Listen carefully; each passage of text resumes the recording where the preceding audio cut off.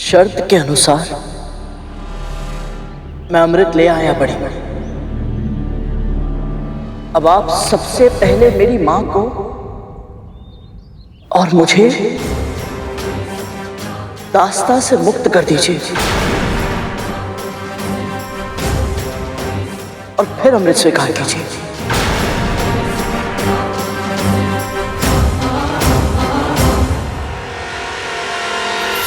मैं और मेरे पुत्र अमर तो हो जाएंगे, किंतु ये विंता मेरी दास्ता से और करुण मेरे नियंत्रण से मुक्त हो जाएगा।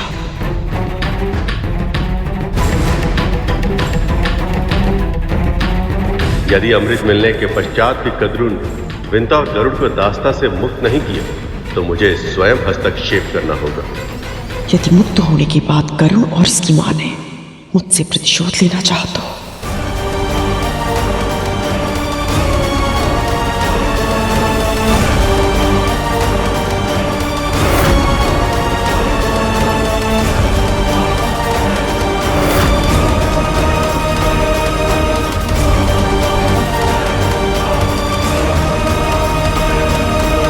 ये क्या हो गया है मां को?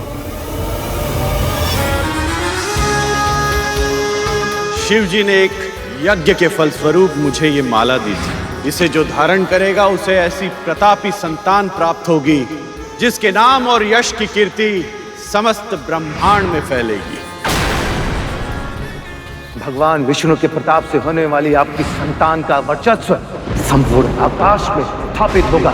महाबुद्धिमान, महाबलवान, आकाश का इंद्र कहलाएगा वो, आकाश का इंद्र कहलाएगा वो।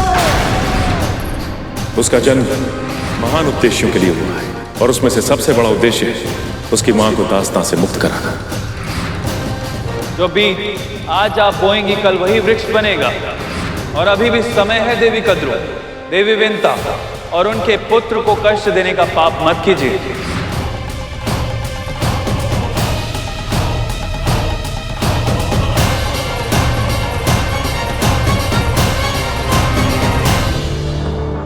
अभी अमृत मां के नेत्रों के सामने है, फिर मां किस विचारों में लीन है? क्या चल रहा है इनके दिमाग में? इतनी लंबी प्रतीक्षा अवश्य करनी पड़ी मुझे, किंतु आज मेरे प्रयास सफल होंगे। अपने स्वामी और अनेक ऋषि महर्षि द्वारा बार बार हर पग पर कितना अपमान सहा है मैंने, पर अब मेरे पुत्र अमृत पीकर अमर हो जाएंगे और फिर पूरा करेंगे वो सब जो मैंने इनके जन्म से पहले देखा था।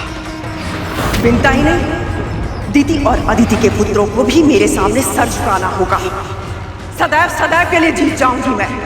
चारों दिशाओं में मेरे ही नाम की जय जयकार होगी। खड्गेन आक्रम्य भुंजीता, खड्गेन आक्रम्य भुंजीता, वीर भोग्या वसुंधरा, वीर भोग्य वसुंधरा। माँ, क्या हो गया है आपको? आप कुछ कहती क्यों नहीं?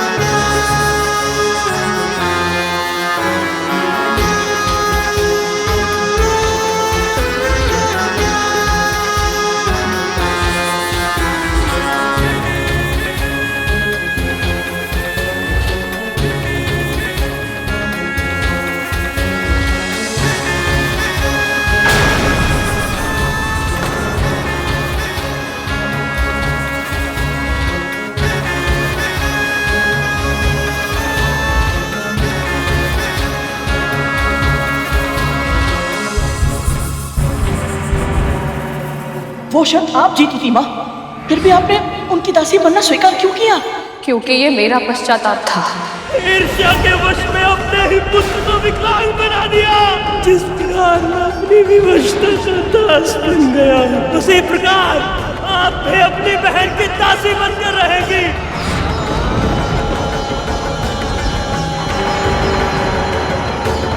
तेरी माँ अपने प्राण त्याग देगी, पर अपना धर्म कभी नहीं त्यागेगी और ना ही अपना वचन तोड़ेगी।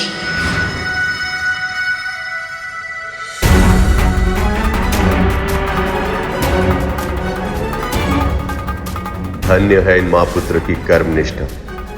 अपने वचन को अपना धर्म बनाकर दास्तां को इस प्रकार स्वीकार किया कि अब इनके पैर अपने स्थान को छोड़कर आगे नहीं बढ़ पा रहे। इन्हें विश्वास ही नहीं हो रहा कि ये दास्तां से मुक्त होने वाले हैं।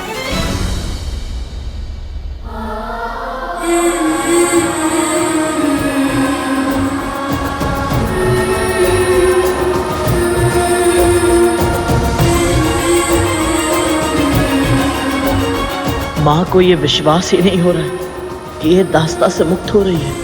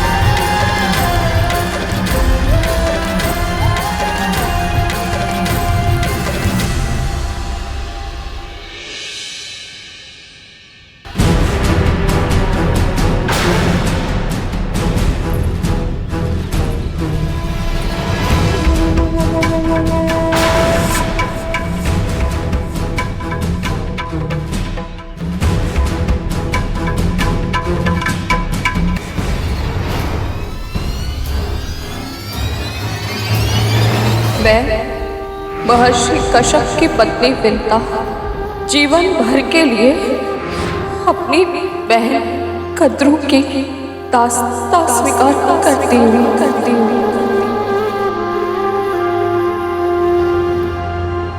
अपने और अपने पुत्र के मस्तिष्क से ये भ्रम बाहर निकाल कर फेंक देना कि तुम दोनों को मेरी दास्तां से मुक्ति मिलेगी। कभी नहीं।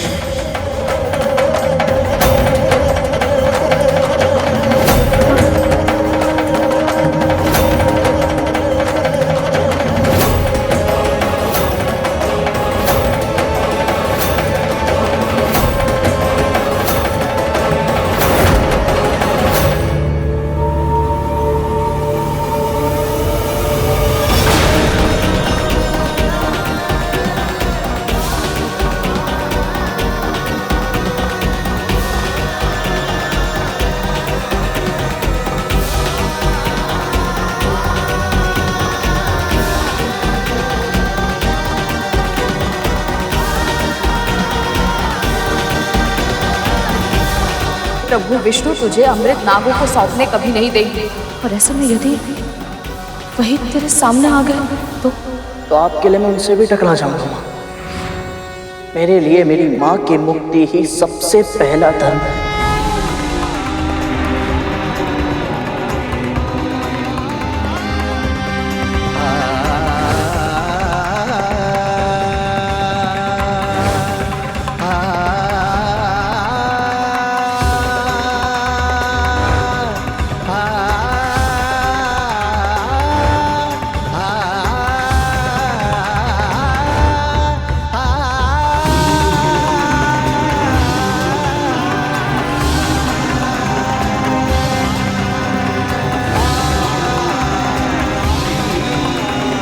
मैं कश्यप पत्नी कद्रू महेश ब्रह्मा विष्णु पंचतत्व जल वायु अग्नि आकाश और पृथ्वी को अन्य सभी देवी देवताओं को साक्षी मानकर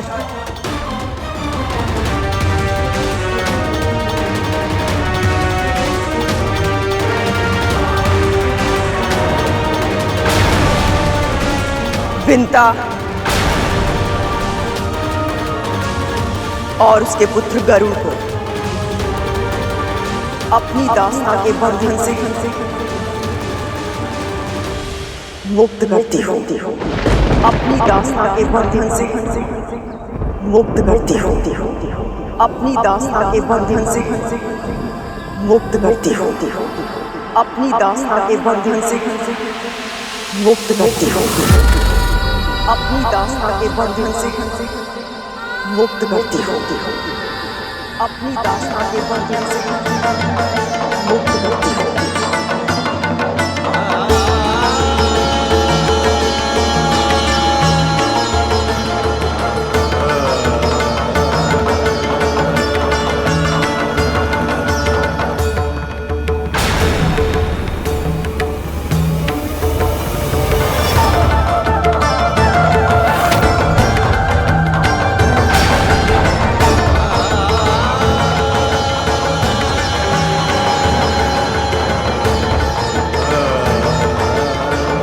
ऐसा लग रहा है जैसे हम देवताओं पर मनुष्यता का ऋण था जो आज उतर पाया है।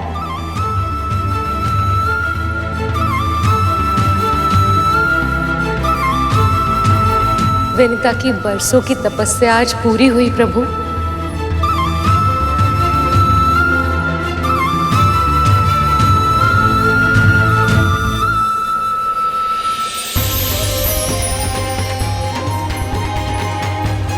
सभी देवी देवताओं, सभी ऋषि मुनियों, मेरी वंदना स्वीकार करें। आज आप सबके आशीर्वाद से ही ये प्रसंग दातित हो गया है। ये तो इन दोनों की नियति थी। आप दोनों ने ऐसे पुत्र की कामना की थी जो विश्व में मात्र पितृ भक्त के नाम से जाना जाए, और आपके आराध्य प्रभु विष्णु ने ये सारी लीला इसीलिए रची ताकि संसार की सारी संतानों के लिए गरुड़ एक उदाहरण बन सके।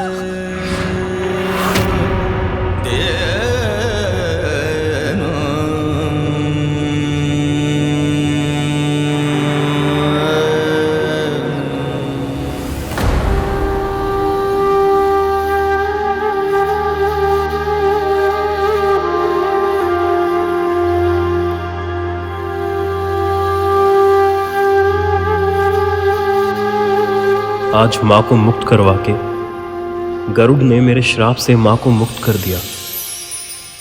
तुम्हारा कोटि कोटि धन्यवाद गरुड़।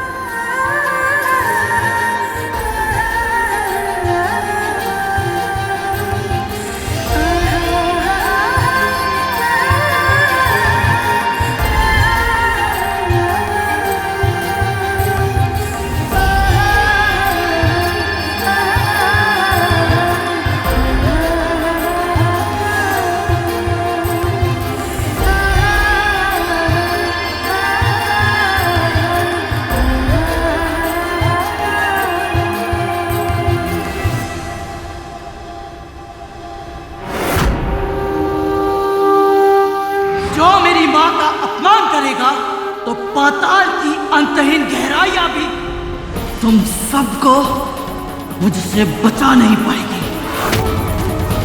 अब मेरे पुत्र अमर हो जाएंगे। अब हमें इस गरुड़ से या इन्हें मिले वरदानों से कोई भय नहीं होगा।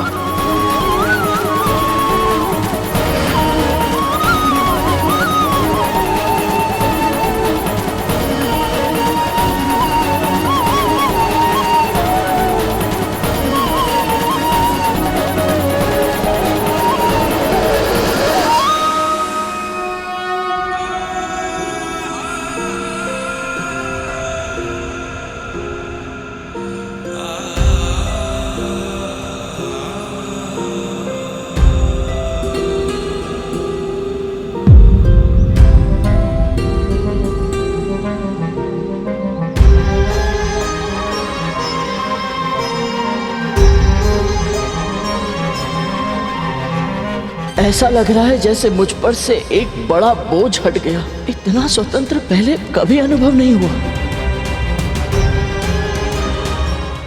आपने अपना वचन पूरा किया। आपका बहुत बहुत आभार, बहुत बहुत धन्यवाद।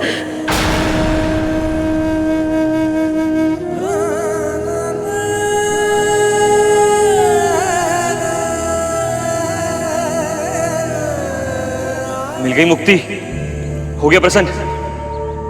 अब ला कलश मुझे दे, कलश मुझे दे गरुड़। अब वचन तुझे पूरा करना है गरुड़। ला अमृत दे हमें। अमृत हमें दे गरुड़, हमें दे गरुड़। नहीं नहीं हमें अमृत, अमृत दे दे हमें, दे अमृत। गरुड़ गरुड़ अमृत दे हमें। गरुड़ अमृत मुझे दे, मैं इसका पहले पान करूंगा। मैं पान करूंगा पहले इसका। नहीं नहीं मुझे दे, मैं पान करूंगा। गरुड़ अमृत इधर दे, गरुड़ अमृत मुझे दे। गरुड़ अब तो तू और तेरी मां मुक्त हो गए हैं ना। बस मेरी एकमात्र इच्छा पूरी कर दे, अमृत दे दे मुझे।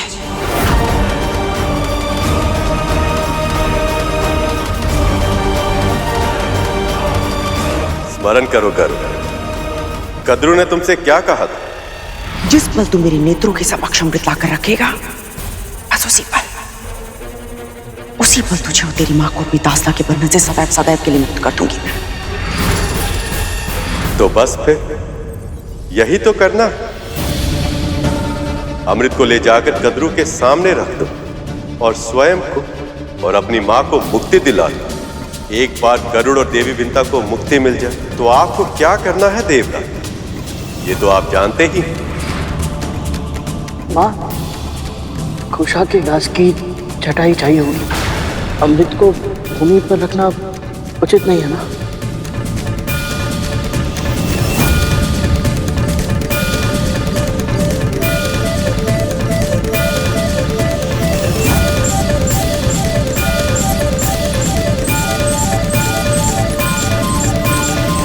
एक बार तुम दोनों मुक्त हो जाओ, फिर अमृत को उन नागों के सामने रख देना। पर इससे पहले कि वो अमृत को छू भी पाए, तुम उन सभी को शौच शुद्धि के लिए भेज देना। फिर मैं जाकर अमृत वापस ले आऊंगा, पर अमृत की एक भी बूंद व्यर्थ होकर ना गिरे। और इसके लिए सबसे आवश्यक ये है कि उस समय वहां कोई भी नाग उपस्थित ना हो।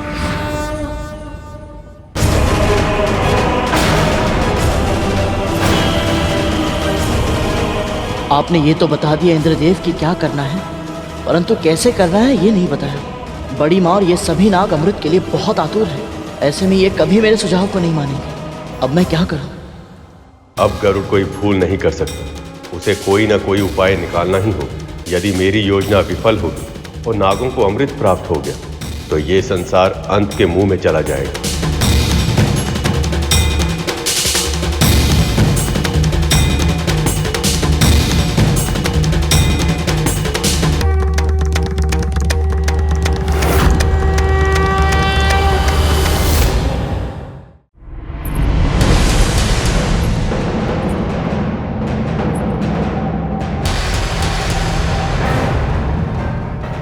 क्या करने का प्रयत्न कर रहा है?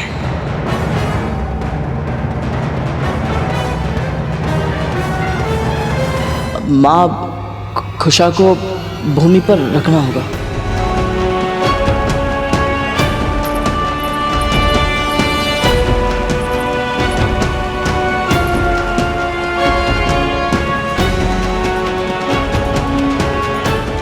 गरुड़ अपने अंश से नागों को रोकने का अच्छा प्रयास कर रहा है, बस वो प्रभु की योजना को पूर्ण करने में सफल हो जाए।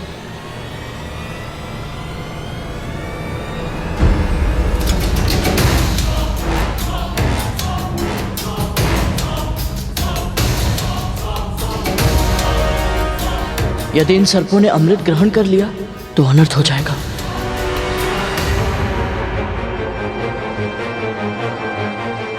इनकी इतनी महत्वाकांक्षा है कि अमर होने के पश्चात ये सारे लोक पर आक्रमण कर उन पर शासन करेंगे। कैसे रोकूं इन्हें?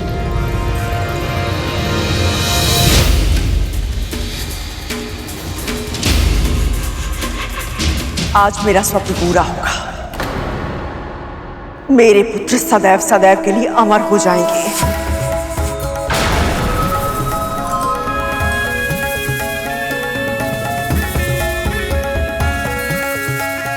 रुक जाइए, रुक जाइए।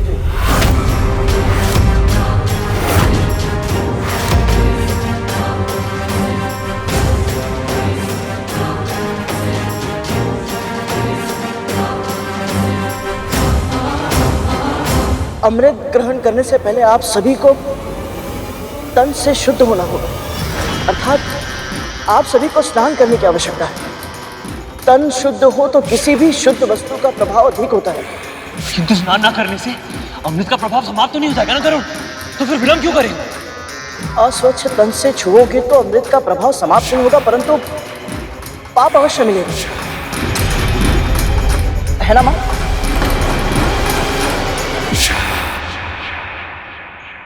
गरुड़ ये सब जानबूझकर कर रहा है।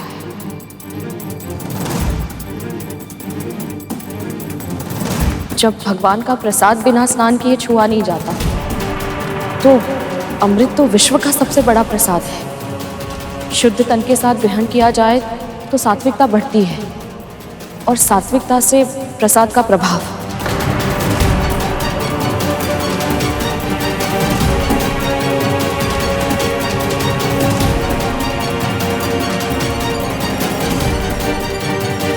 विंता सही कह रही है।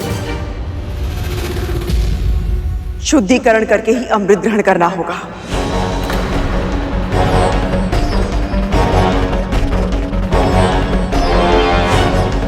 जाओ, स्नान करके आओ। स्नान करना ही है तो सबसे पहले स्नान मैं करूंगा। पहले हम स्नान करेंगे। शीघ्र चल सकते।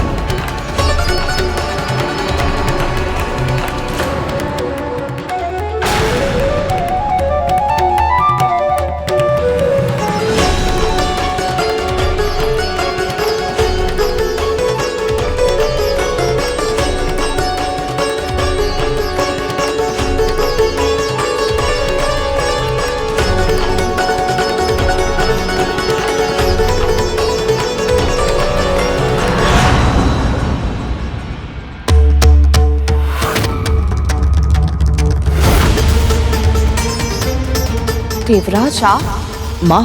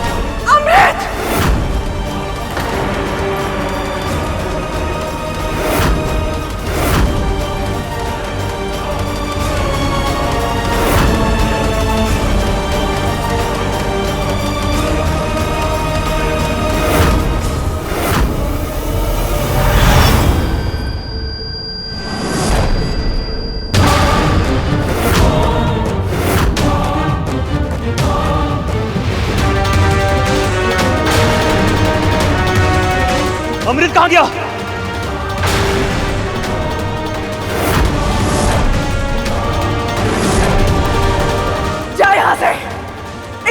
अमृत लेकर आ मेरा।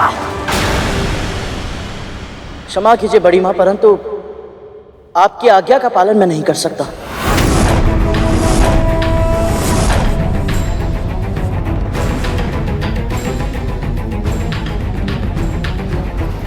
इतना तो साहस, तू मेरी आज्ञा मानने से मना कर रहा है? स्मरण रख, तू मेरा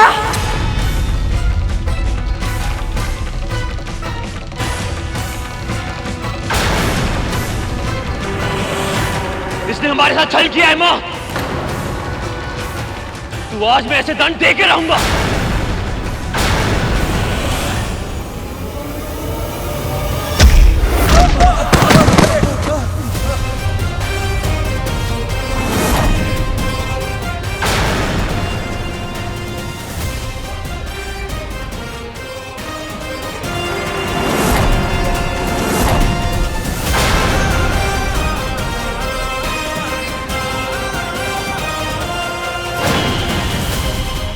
विंता, रोक अपने पुत्र को।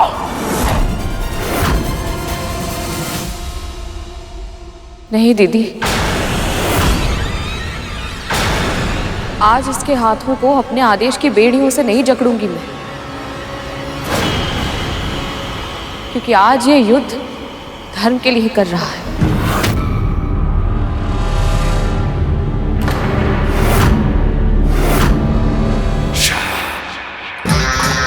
अमृत की बूंद अवश्य ये तब गिरी होगी जब कलश इस चटाई पर रखा गया था।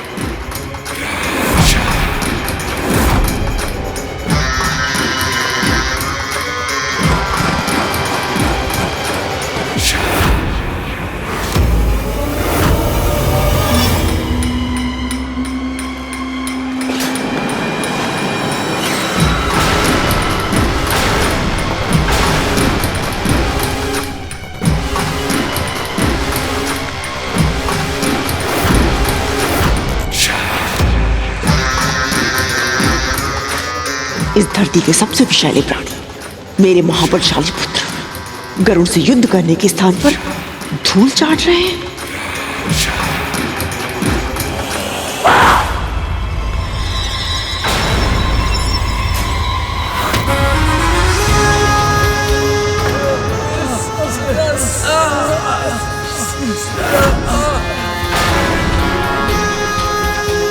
तो ये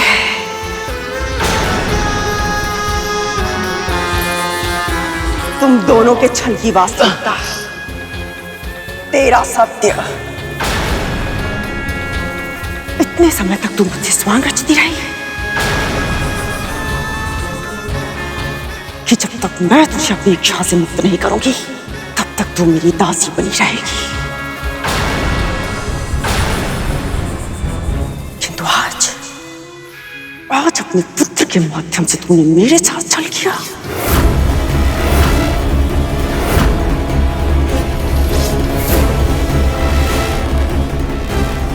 ऐसा नहीं है दीदी, कोई छल नहीं किया मैंने आपके साथ। माँ किसी के साथ छल नहीं कर सकती।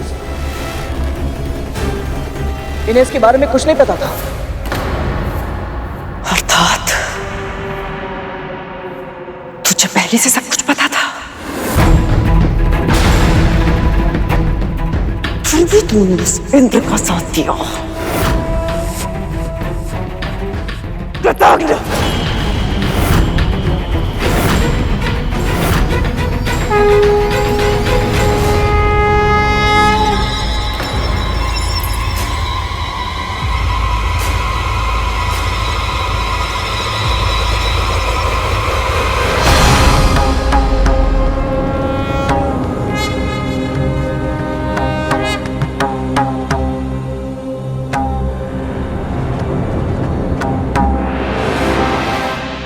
मेरे भक्तों को पीड़ा पहुंचाने का विचार भी तुम्हारे मन में कैसे आया कद्रू?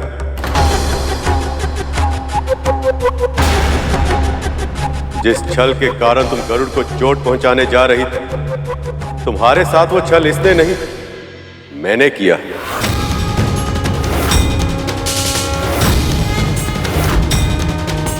जैसे तुमने मेरी भक्त देवी विंता के साथ छल करके उन्हें अपनी दासी बनाया था, वैसे ही मैंने भी लीला करके इन्हें मुक्त करवाया।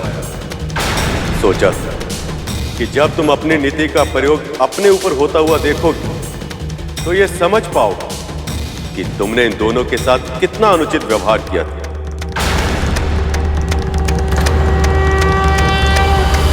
पर तुम्हारे मन में अब भी पश्चाताप नहीं, प्रतिशोध है। तुम्हें क्या लगता है कद्रू, यदि कोई वस्तु तुम्हें मैं ना था तो क्या तुम उसे अनाधिकार ले पाओगे? सत्य तो यह है कद्रू कि तुम और तुम्हारे पुत्र अमृत की एक बूंद तो क्या उसकी आभा के भी योग्य नहीं।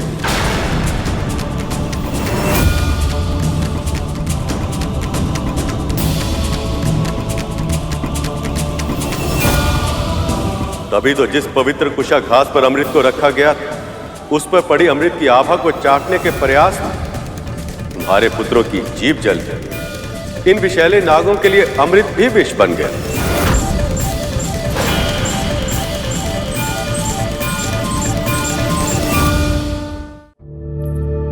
नहीं प्रभु,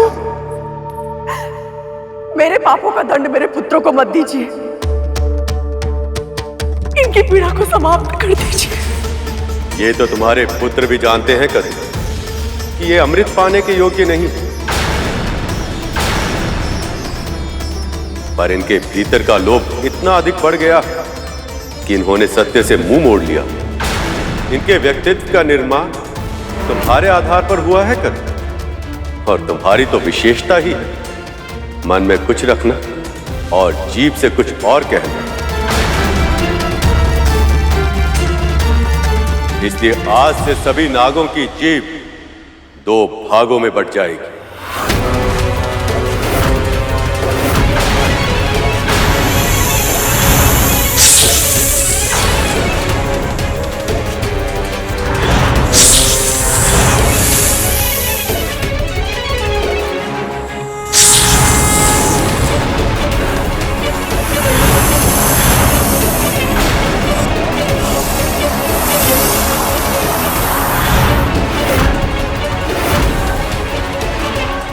शेष,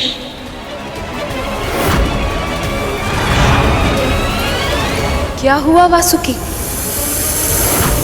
तुम्हारी जीव विभाजित हो गई, ये कैसे संभव है? ये तो स्वाभाविक ही है माँ। जैसे पुत्रों के कुकर्मों का फल माता पिता को भुगतना पड़ता है। अपनी माँ के कुकर्मों का फल तो मुझे मिलना ही था, यही हमारी नियति है, और मुझे ये स्वीकार करना ही होगा माँ। नहीं प्रभु, इतना बड़ा दंड मत दीजिए, दया कीजिए प्रभु, दया कीजिए। जो मेरे भक्तों पर बार बार अत्याचार करते हैं, मैं उन पर दया नहीं कर सकता। अपने हृदय को साक्षी मानकर सत्य कहो कद्रू, यदि तुम्हारे पुत्रों को अमृत मिल गया तो क्या ये संसार में विनाश का कारण नहीं बन जाएंगे?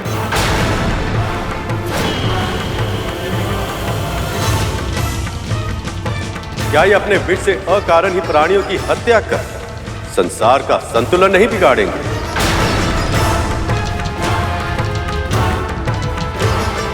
बोलो कद्रू, क्या तुम्हें सच में यह लगता कि जो पुत्र अपने हित को अपनी मां के हित और सम्मान से अधिक महत्व देते हैं, वो अमृत पाने के योग्य?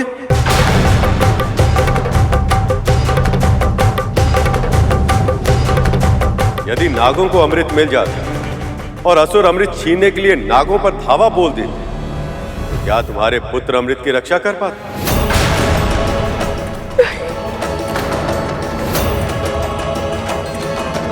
दीदी सत्य स्वीकार कर रही है। और दूसरी ओर ये गरुड़ है कद्रू, मुझे ये स्मरण करने की आवश्यकता नहीं कि इसने बिना किसी स्वार्थ के अमृत पाने में कितनी बड़ी भूमिका निभाई, केवल इसलिए ताकि मैं असुर गुरु शुक्राचार्य की संजीवनी विद्या का सामना करने के लिए अमृत रूपी अस्त्र देवताओं को प्रदान कर संसार में फिर से संतुलन स्थापित कर सकूं। और जानती हो सबसे विशेष बात क्या है? गरुड़ के सामने अमृत पान करने का अवसर एक बार नहीं, 2-2 बार आया था। पर इसने लोभ से अमृत की ओर देखा तक नहीं। एक बार भी इसके मन में अमृत पीने का विचार तक नहीं आया। यहां तक कि मैंने इसे अमृत पीने की अनुमति भी दे दी, किंतु तब भी इसने मना कर दिया। इस अमृत को तुम्हें स्वयं पीना होगा। परंतु मैं अमृत ग्रहण नहीं कर सकता, और यदि मैंने अमृत पी लिया, बड़ी माँ को बहुत दुख होगा प्रभु।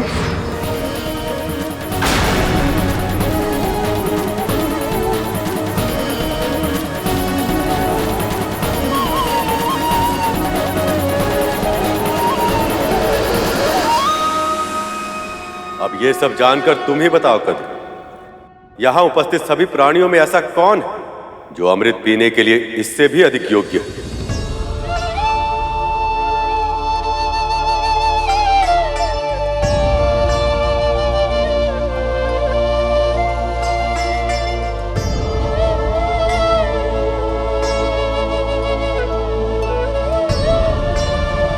तुमने आज तक जो भी किया है कद्रू, उसके लिए तुम दंड की पात्र हो।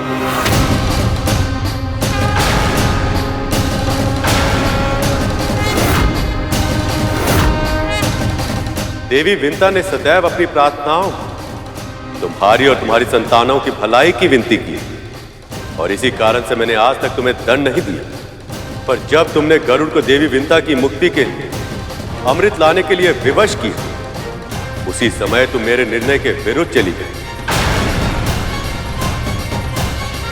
अमृत पाने के लिए तुमने जो पाप किया है कद्रू, उससे तुम्हारे पापों का कलश भर चुका है। और अब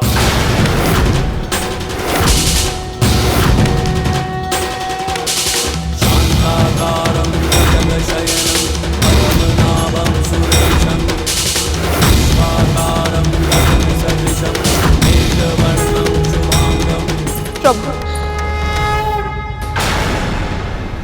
आपकी और माँ की कृपा से मुझे और मेरे पुत्र को मुक्ति तो मिल गई है, पर अपनी बहन और उनकी संतानों को दुखी देखकर मैं सुख से कैसे रह पाऊंगी?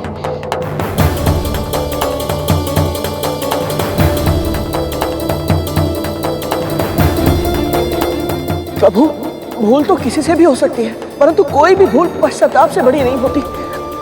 बड़ी माँ और मेरे भाइयों को पश्चाताप करने का एक अवसर दे दीजिए प्रभु, दया कीजिए।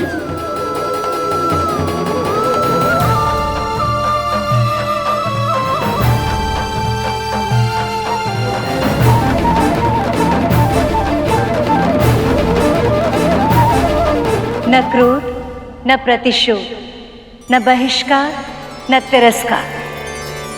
अद्भुत है ये दोनों माँ पुत्र। जब तक धरती पर धर्म के ऐसे संदेशवाहक, अच्छाई के ऐसे ध्वजधारी विद्यमान हैं, बुराई की कभी जीत नहीं हो सकती। आज गरुड़ और विंता केवल कद्रू की दास्ता से नहीं, आक्रोश और द्वेष से भी मुक्त हो गए। तुम दोनों का हृदय गंगा की तरह निर्मल, भक्ति अतुलनीय और विश्वास अटल है। इसलिए मैं तुम दोनों की प्रार्थना स्वीकार करता हूं।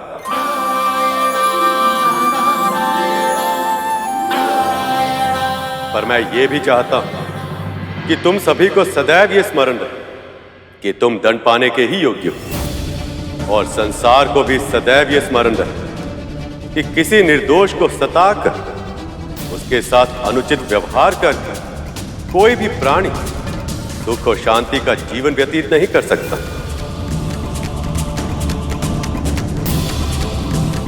आज नहीं तो कल अपने कर्मों का परिणाम भोगना ही पड़ता है। इसलिए आज गरुड़ जैसे मांसाहारी पक्षियों के लिए नाग ही स्वाभाविक आहार होगा।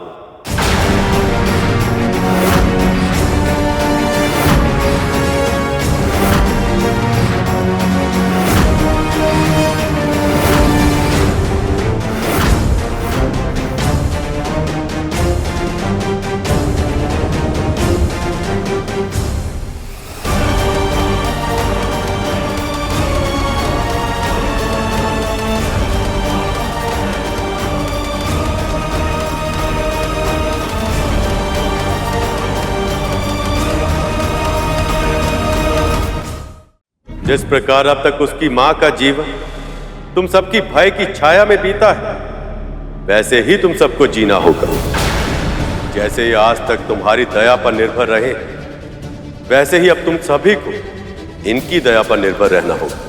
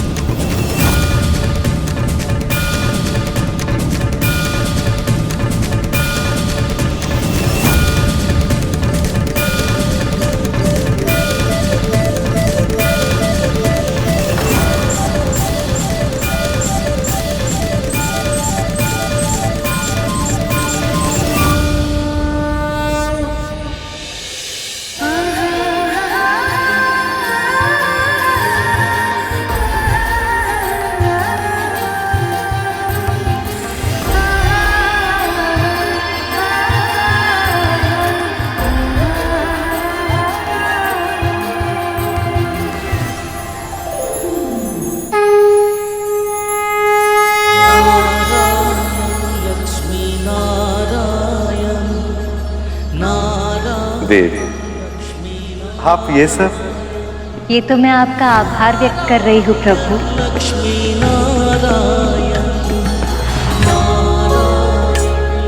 आज आपने मुझे सर्वश्रेष्ठ उपहार दिया है, गरुड़ और विंता को मुक्त कराकर।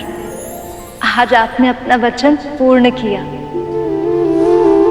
ये कृपा आपने केवल मेरे छोटे भाई विंता मां पर नहीं, मुझ पर भी की है प्रभु। शेषनाग, बताओ, मन में इच्छा क्या है? गरुड़ और विमाता विंता का भी उद्धार हो जाए। आपका कोटि कोटि धन्यवाद। देव, शेष, इसमें मैंने कुछ नहीं किया। ये सब देवी विंता की श्रद्धा और धैर्य का परिणाम है, और उसमें सहायक बना गरुड़ का विवेक और साहस। स्वामी, अब तो वो मुक्त हो गए। आप गरुड़ को अपना वाहन बना लीजिए ना। बात अभी आपकी एक इच्छा पूरी हुई नहीं कि आपने दूसरी इच्छा भी प्रकट कर दी। मैं क्या करूं प्रभु, गरुड़ है ही इतना अच्छा। ये सत्य है कि गरुड़ अपनी सभी परीक्षाओं में सफल रहा है। इसके अतिरिक्त मानसिक और शारीरिक रूप से भी वो मेरी सेवा के लिए तैयार है, पर अब उसे भावनात्मक रूप से तैयार होना है। अभी अभी तो उसने अपनी मां को मुक्त कराया, इससे पहले कि वो दोनों एक दूसरे से फिर अलग हो जाए, उन्हें कुछ समय तो साथ में बिताना ही होगा। प्रसन्नता से भरपूर सुख और शांति की छाया में। सत्यवचन प्रभु, सत्यवचन।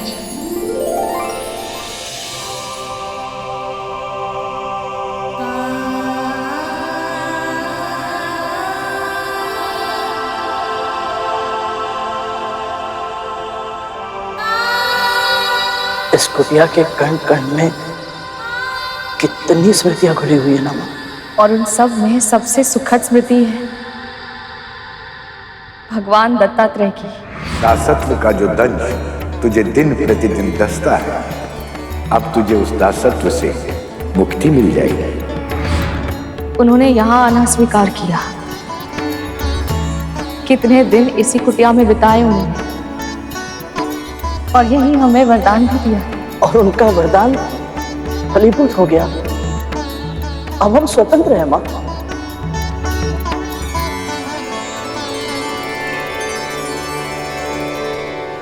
मां, एक शर्त।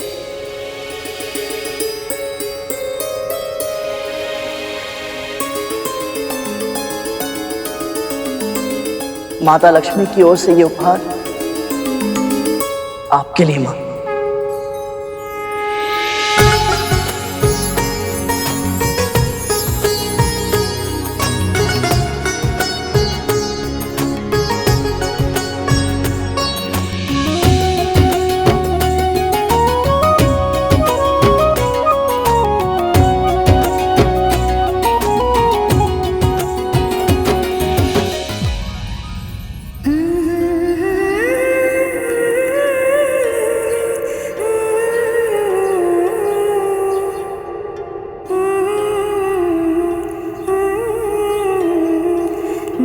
कितनी बार आपको महारानी के रूप में देखने की कल्पना की थी मैंने। आज मेरी इन आंखों ने जीवन भर का सुख एक साथ पा लिया माँ। अब समय आ गया है अपने उस घर लौटने का जिस पर तुम दोनों का अधिकार है।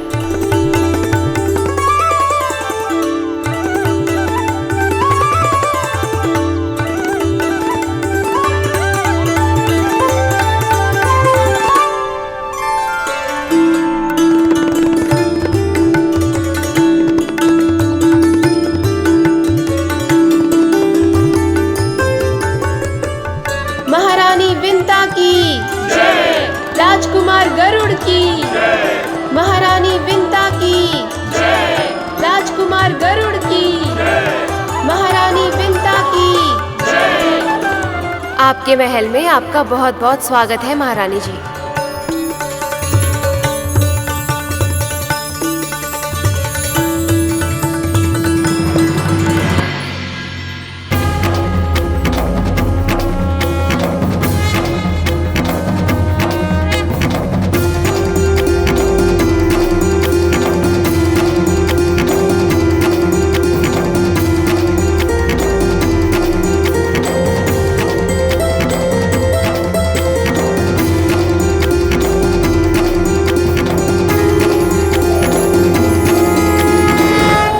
जो भी परिवार अपने बहू का गृह प्रवेश इन सब संस्कारों के साथ करेगा, मैं स्वयं उस स्त्री के भीतर स्थिर निवास करके उसे गृह लक्ष्मी बनाऊं।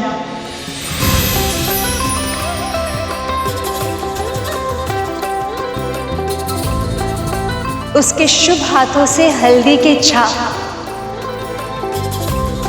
उस घर के कष्ट और रोगों को मुक्त करेंगे।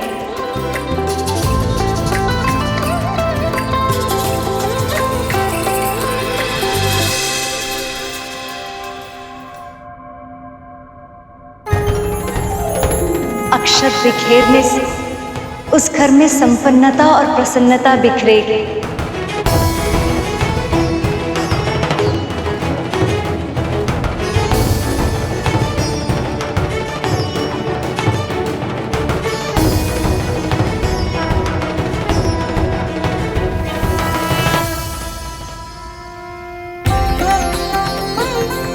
और आलते से रंगे हुए उसके पच्चे उस घर को धर्म और सफलता का मार्ग दिखाएंगे।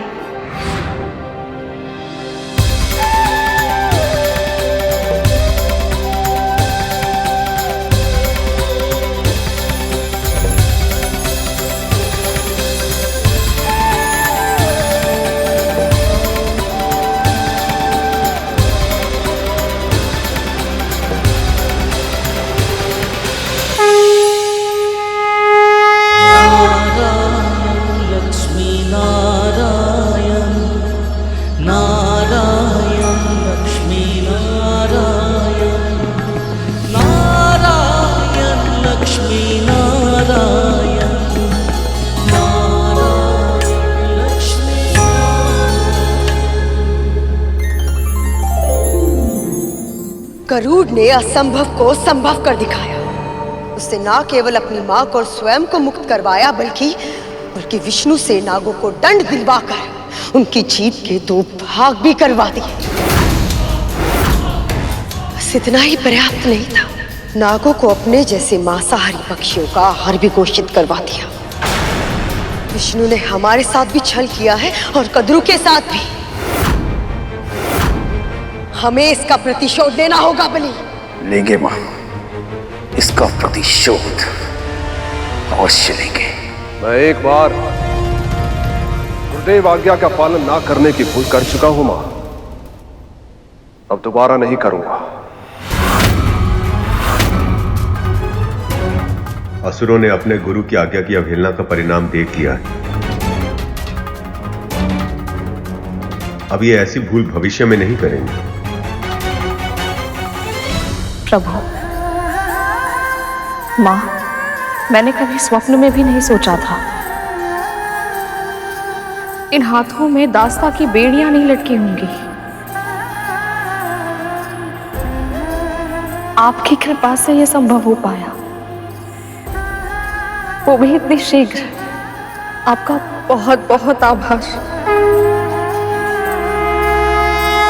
जानता है गरुड़, मैं तो इस जन्म में मुक्त होने की आशा ही छोड़ चुकी थी। दास्ता को ही अपनी नियति मान चुकी थी मैं, पर तूने मेरी बेड़ियां तोड़ने का संकल्प लिया और उसे पूरा भी कर दिखाया। आपने मेरे और अरुण भैया के लिए कितनी पीड़ा भोगी है माँ, कितना कुछ सहा है। फिर आपके साथ अन्याय होते देख मैं शांत कैसे रह पाता? तेरी अशांति से मुझे भय लगता था गरुड़, इसलिए तो मैं तुझे रोका करती थी। पर कहीं ना कहीं मैं जानती थी तू अपनी हट कभी नहीं छोड़ेगा। मुझे मुक्त कराने के लिए हर संभव असंभव कार्य करेगा तू, और तूने किया गरुड़। मुझे मुक्त करा लिया तूने।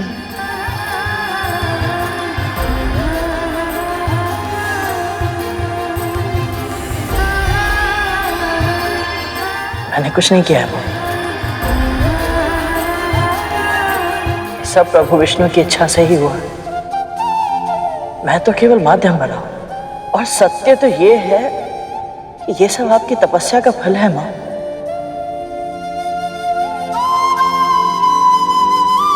और श्री नारायण का आशीर्वाद।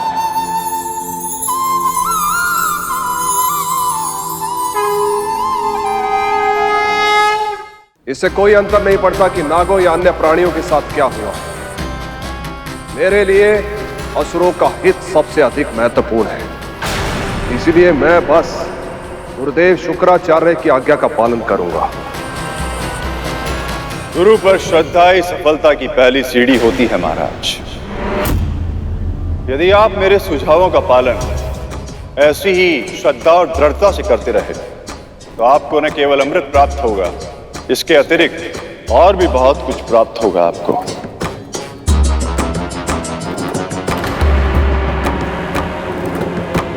आपकी हर महत्वाकांक्षा पूर्ण होगी, आपका हर स्वप्न वास्तविक बनेगा।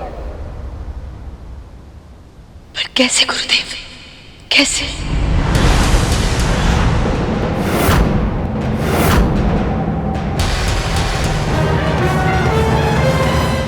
इस प्रसन्नता के अवसर पर भी तुझे स्मरण है कि जो हुआ है वो मेरे प्रभु की इच्छा और कृपा से ही हुआ है। मुझे तुझ पर और तेरी विनम्रता पर गर्व है गरुड़।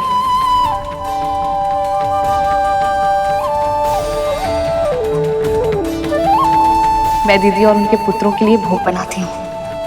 मैं भी आपकी सहायता करता हूँ। क्षमा कीजिएगा, आप महारानी हैं और आप राजकुमार। ये हमारा कार्य है, कृपया हमें सेवा का अवसर दें। परंतु माँ, कुछ ना करना तो बहुत ही कठिन कार्य है। जीवन की इस नई व्यवस्था से तालमेल बैठाने में समय लगेगा गरुड़।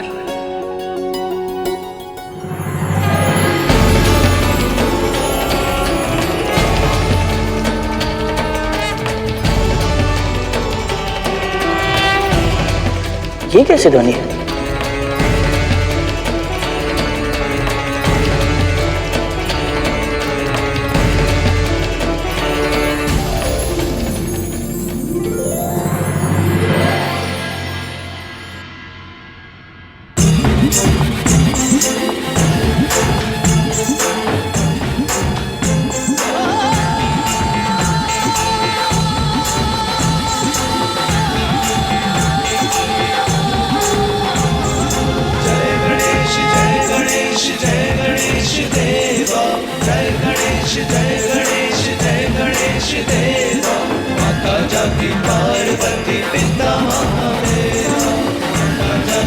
ये क्या हो रहा है माँ? अब गणेश चतुर्थी आरंभ हो गई है गरुड़। ये सब भगवान गणेश को अपने घर लेकर जा रहे हैं। इस अवसर पर इनकी स्थापना अपने घर में ही करके इनकी कथा सुननी चाहिए और पूरे मन से इनकी पूजा करनी चाहिए। माँ, अभी अभी हमें दास्ता से मुक्ति मिली है, हमारे सभी विघ्नों का नाश हुआ है, तो तो क्यों ना हम भी विघ्न विनाशक गणेश की पूजा करें?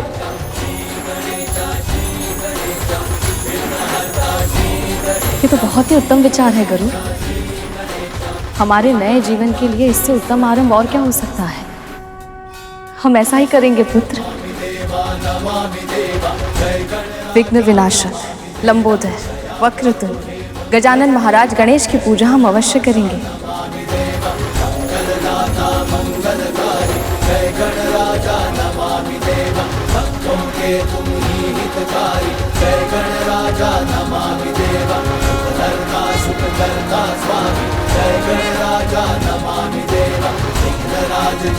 मात्र गणेश जी की स्थापना के विचार से ही मन इतना प्रफुल्लित हो उठा, तो उनके आगमन पर क्या होगा? इस समय देवता प्रसन्न हैं देवी। कद्रू और नाग दुखी हैं, विंता और गरुड़ संतुष्ट हैं, क्योंकि जब महाराज बलि अश्वमेघ यज्ञ को पूर्ण करेंगे तो संसार का संतुलन फिर से बदल जाएगा। भले ही आज विष्णु जीत गए हैं, किंतु जैसे ही महाराज बलि का यज्ञ पूर्ण होगा, तीनों लोकों पे उनका शासन होगा। त्रिभुवन के सुख, समृद्धि और ऐश्वर्य का हर साधन उनके पास होगा।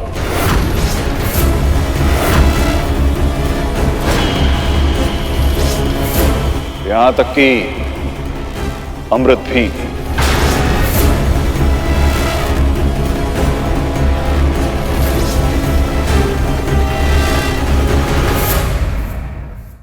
गुरुदेव, आपकी सहायता के कारण ही न केवल गरुड़ हमें मुक्त करा पाया, बल्कि ऐसे अकल्पनीय कार्य करते समय धर्म का पालन भी कर पाया। हम तो केवल माध्यम हैं देवी। जो होता है प्रभु विष्णु की इच्छा से ही होता है। हमने केवल इसकी कुंडलिनी को जागृत किया है देवी, पर धर्म के पालन के लिए आवश्यक संस्कार वो तो इसे आपने ही दिए। इसीलिए तो कहते हैं कि हर शिशु की पहली गुरु उसकी मां ही होती है।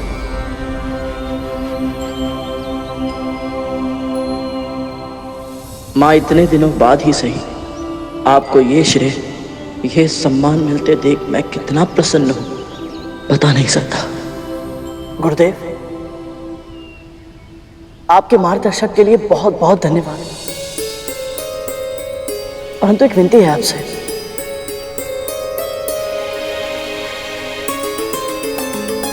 कैसी विनती करूं? हमारे मन में गणेश चतुर्थी का उत्सव मनाने की बहुत इच्छा है, और हम सोच रहे हैं कि यदि आप दोनों इस पूजा के लिए पुरोहित कर्म करना स्वीकार कर लें तो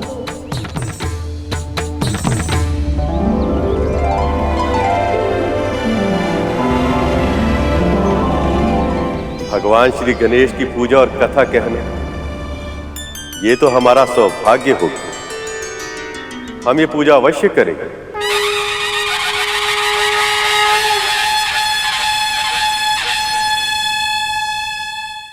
जानते हैं मूषक जी, जन्मदिन का सबसे बड़ा लाभ ये है कि इस दिन माँ के भोजन में विशेष प्रेम छलकता है। मैं ये जानने के लिए व्याकुल हूँ कि माँ आज क्या पका रही हैं, पर उन्होंने तो मुझे भीतर प्रवेश करने से ही मना किया हुआ है। आपकी इच्छा पूरी ना हो तो आपके इस भक्त के होने का लाभ ही क्या प्रभु? मैं बस अभी गया और अभी आया। गणेश अवश्य ही ये स्वादिष्ट भोजन खाने को आतुर हो रहा होगा।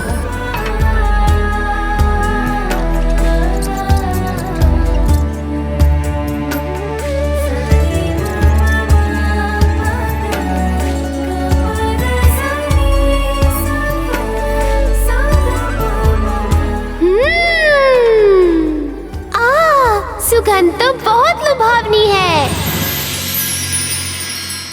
देखना पड़ेगा कि क्या बना है और कैसा बना है। मूषक, अभी यहाँ तुम्हारी आवश्यकता नहीं है। चलो बाहर चलो। ये मूषक जी अभी तक आए क्यों नहीं? कहाँ रह गए? गणेश जी भ्राता। तुम्हारा गुप्तचर तो पकड़ा गया। माँ ने तुम्हारे भोजन के लिए क्या क्या तैयारी की है, ये सब समय से पहले जानने में आनंद ही क्या है। और वैसे भी धैर्य तो तुम्हें रखना ही पड़ेगा, क्योंकि जब तक सभी अतिथि नहीं आ जाते उत्सव आरंभ नहीं होगा। वो तो मैं जानता हूँ भ्राता, पर स्वयं पर नियंत्रण कैसे रखूं? माँ को इतनी तैयारियां करते देखकर मेरा मन प्रफुल्लित हो गया है और उस कारण और भी तीव्र भूख लग रही है। प्रभु, अंदर से बहुत ही स्वादिष्ट सुगंध आ रही थी। मैं स्वयं को रोक ही नहीं पा रहा था। तुम्हारा जन्मदिन केवल कैलाश पर्वत पे ही नहीं, पृथ्वी लोक के कोने कोने में बनाया जाएगा गणेश। जब तक यहाँ की तैयारियां पूर्ण नहीं हो जाती, तुम वहां का भ्रमण क्यों नहीं कराते? अरे वाह, ये तो बहुत उत्तम सुझाव है पिताश्री। चलिए मूषक जी। जी प्रभु।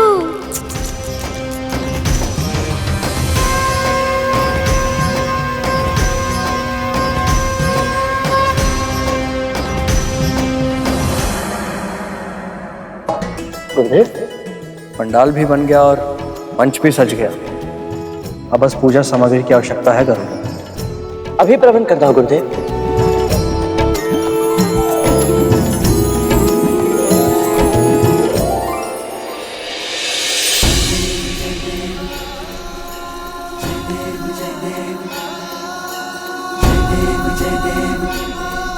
कितनी शुभतापूर्ण आरंभ हो रहा है हमारे इस नए जीवन का। प्रभु गणेश की पूजा से अब हमारे जीवन के सारे विघ्न दूर हो जाएंगे।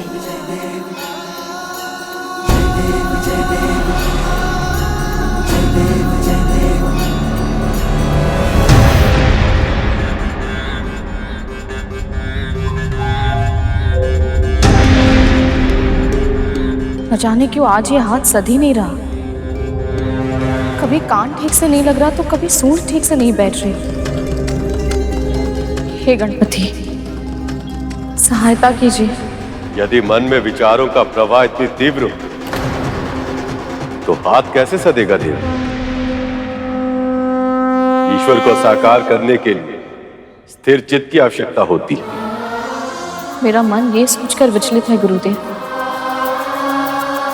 कि घर में इतनी बड़ी पूजा है, फिर भी कद्रू दीदी और उनकी संतानें इसमें सम्मिलित नहीं हो रही। जो हमारे नियंत्रण में नहीं होता, उसकी चिंता करने से कभी कोई लाभ नहीं होता देव। हमें केवल अपना कर्म करना होता। आप पूरी श्रद्धा से इस पूजा कथा को प्रारंभ कीजिए।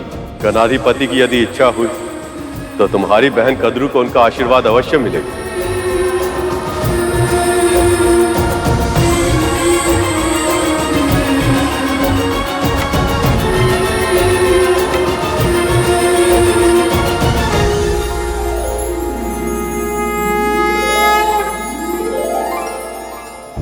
जैसे तुमने मेरी भक्त देवी बिंता के साथ छल करके उन्हें अपनी दासी बनाया था, वैसे ही मैंने भी लीला करके इन्हें मुक्त करवाया। तुम और तुम्हारे पुत्र अमृत की एक बूंद तो क्या, उसकी आभा के भी योग्य नहीं। आज नहीं तो कल अपने कर्मों का परिणाम भोगना ही पड़ता है। आज से गरुड़ जैसे मांसाहारी पक्षियों के लिए नाग भी स्वाभाविक आहार होगा।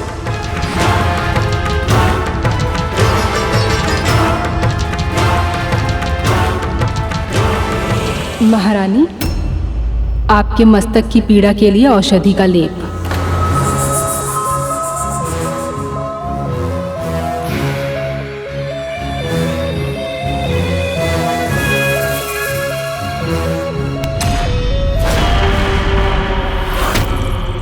कैसा लेप बनाया तूने?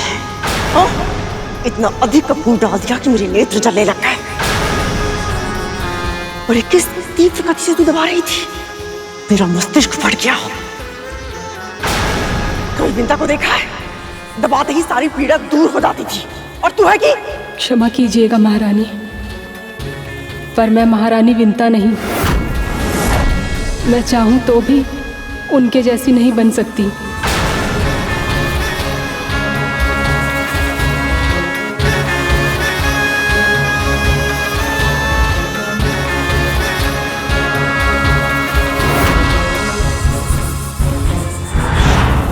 अब समझ आया, तूने एक दासी नहीं अपनी बहन को खोया है। कितनी बार तुझे समझाया जो तू कर रही है वो अनुचित है कद्रू, किंतु फिर भी तूने मेरी एक बार भी नहीं सुनी। तूने वही किया जो तेरे मन ने कहा। किंतु कद्रू, अभी भी देर नहीं हुई है। विंता से क्षमा मांग ली और अपने बीच की दूरियों को सदा सदा के लिए समाप्त कर दे। भगवान गणेश की पूजा तुम दोनों के जीवन में नया अध्याय लेकर आएगी। यदि तू अपने पश्चाताप के जाल में नहीं फंसना चाहती है तो उठ और क्षमा मांग विंता से। उठ कद्रू। तुम्हें क्या लगता है मैंने जो कुछ भी किया उसके बाद वो मुझे क्षमा करेगी?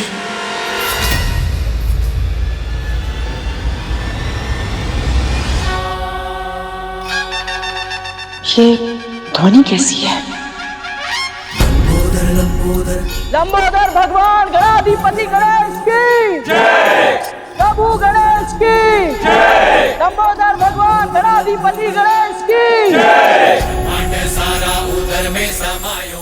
लंबोदर भगवान गणाधिपति गणेश की जय। संकट है जब कोई आयो, महिमा से अपनी प्रभु ने बचायो। लंबोदर लंबोदर लंबोदर लंबोदर विघ्न हरता बुद्धि विधाता, जय जय गजानन हे सिद्धिदाता। लंबोदर लंबोदर विघ्न हरता बुद्धि विधाता, जय जय गजानन हे सिद्धिदाता। लंबोदर लंबोदर बुद्धि और विद्या के तुम ही हो दाता, है ज्ञान भंडार तुम में समाता। प्रेम से जाप प्रभु का है गाता, मोह माया से है। समय हो गया है महारानी, आइए देव। विघ्न हरता बुद्धि विधाता, जय जय गजानन हे सिद्धिदाता। लंबोदर लंबोदर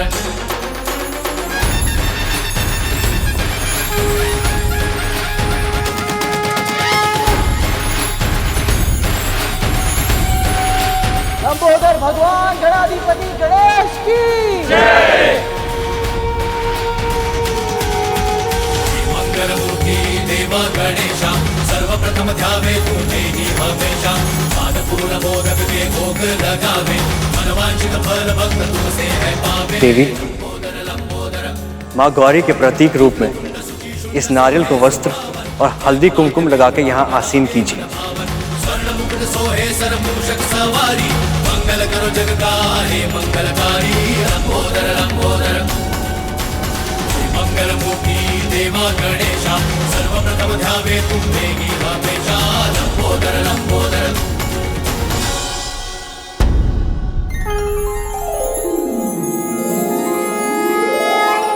अभी ये मूर्ति पार्थिव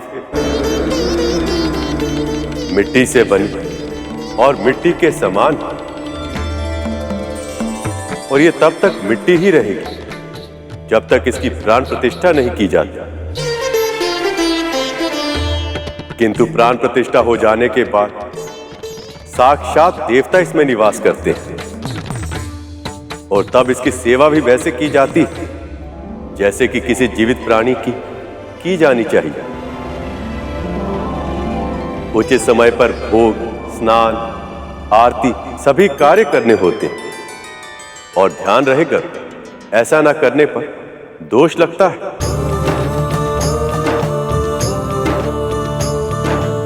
भगवान की सेवा करना तो परम सौभाग्य की बात है गुरुदेव।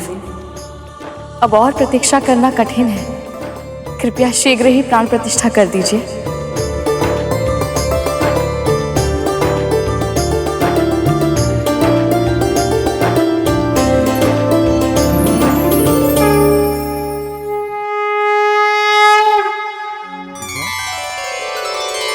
आप देख रही हैं देवी,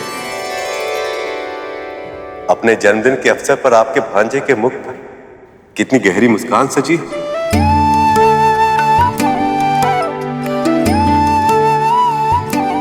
मुस्कुराहट गहरी अवश्य है और साथ ही अर्थपूर्ण भी। और इसका क्या कारण है, ये रहस्य तो गणेश स्वयं ही बताएंगे। भगवान की मुस्कुराहट का एक ही रहस्य होता है मामी श्री, भक्तों की प्रसन्नता।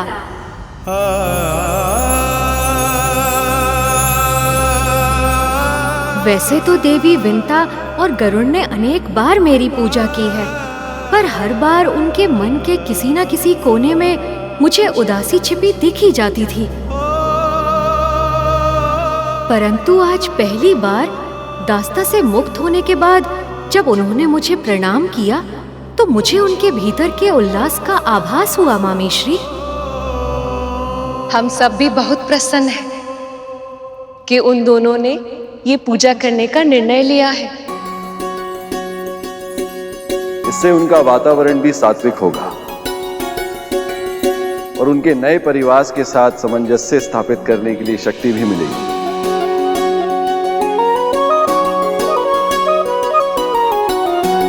हे गणाधिपति, हम सभी की ओर से जन्मदिन की बहुत बहुत बधाई स्वीकार कीजिए।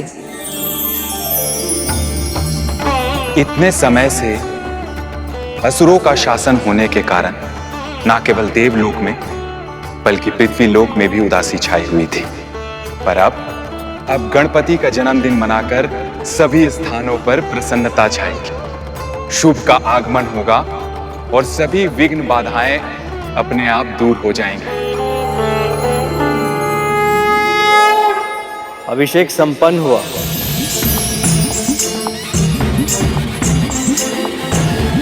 अब इसकी साज सज्जा कीजिए।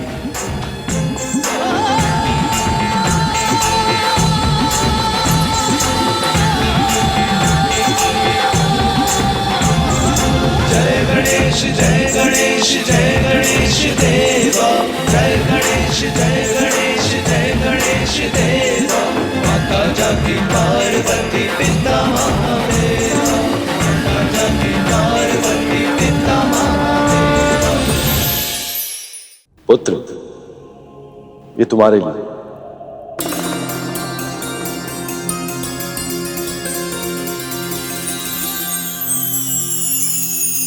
ये दुशाला संसार को सदैव स्मरण कराएगा कि किसी का सम्मान उसके पद और आयु से नहीं, उसके गुणों से होता है। अद्भुत बालक परमा प्रेम लुटाती, प्रथम देवता जग में उसे बनाती। हाँ, प्रथम देवता जग। समृद्धि का प्रतीक अपनी मामी का ये उपहार स्वीकार करो गणेश।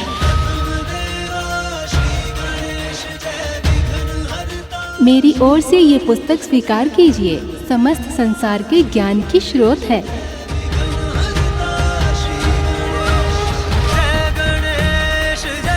गणाधिपति, मैं सभी देवताओं की ओर से ये फूल और ये मोदक आपको अर्पित करना चाहता हूँ। कृपया इसे स्वीकार कर हमें कृतार्थ करे दे।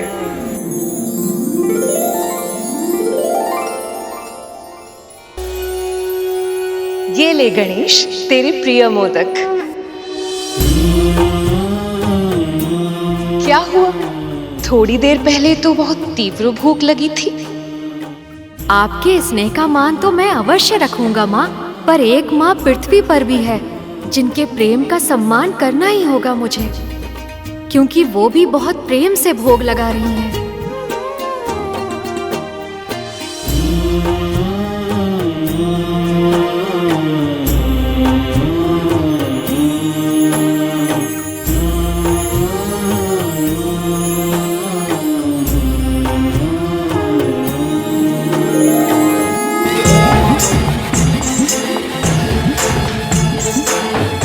गणाधिपति ने आपका निमंत्रण स्वीकार कर लिया है देव। अब ये भोग प्रसाद बन चुका है। भक्त वत्सल महागणाधिपति गणेश की जय। भक्त वत्सल महागणाधिपति गणेश की जय। ले।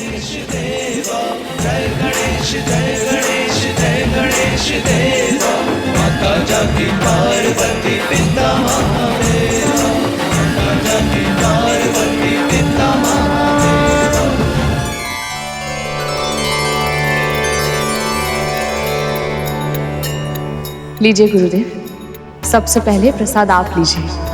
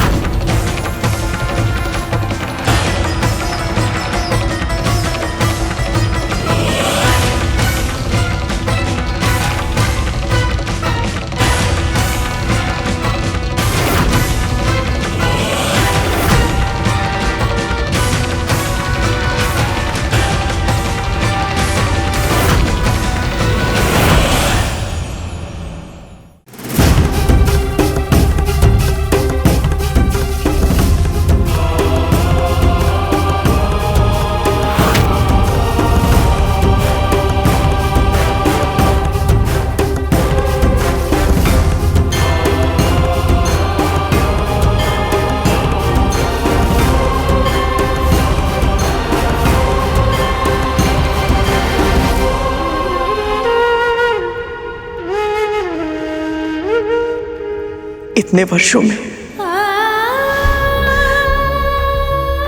तेरी आंखों ने बहुत आंसू बहाए विंता। अब अपने सारे आंसू मुझे दे दे। अंततः देवी कद्रू को अपनी भूल की अनुभूति हो ही गई और उन्हें अपने किए पर ग्लानि भी है। ऐसा मत कहिए दीदी, जो हुआ है वो प्रभु की इच्छा से ही हुआ है और आगे जो होगा प्रभु की इच्छा से ही होगा। आप जानती हैं दीदी, इस जगत में उनकी इच्छा के बिना एक पत्ता भी नहीं हिलता। इसलिए बीती हुई बातों का बुरा मानकर स्वयं को कष्ट मत दीजिए। तुझसे और गरुड़ से क्षमा पाए बिना मेरे लिए ऐसा करना संभव नहीं होगा विंता।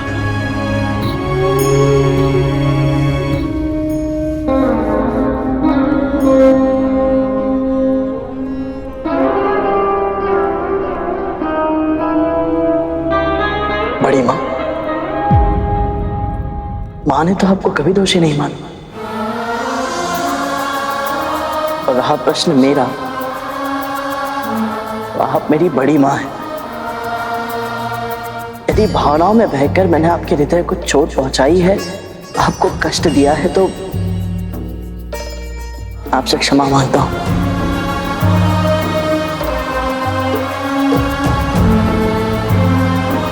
मैंने तेरे साथ इतना बुरा किया, रक्त संबंध की लाज नहीं रखी, तुझे अपना दास बनाया, अत्याचार किए,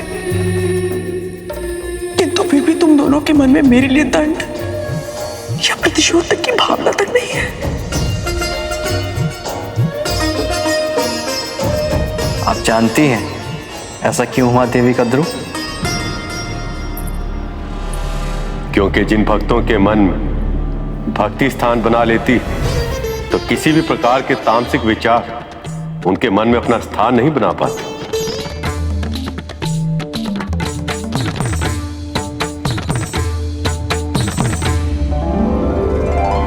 आइए दीदी।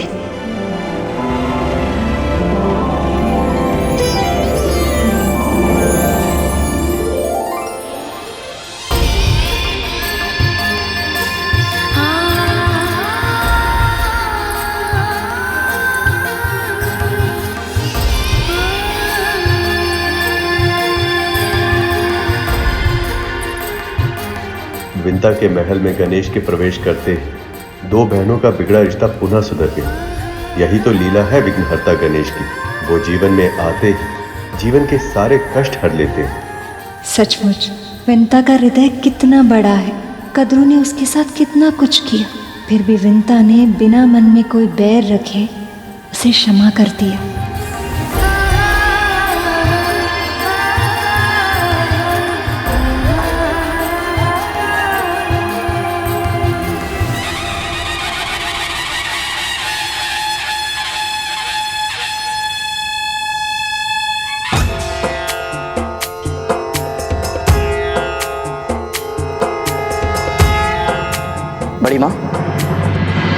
अब आप निश्चिंत हो जाइए और हमारे साथ स्वयं प्रभु विष्णु के अंश अवतार गुरुदेव नर और गुरुदेव नारायण से प्रभु गणेश के जन्म और उनकी महानता की कथा सुने।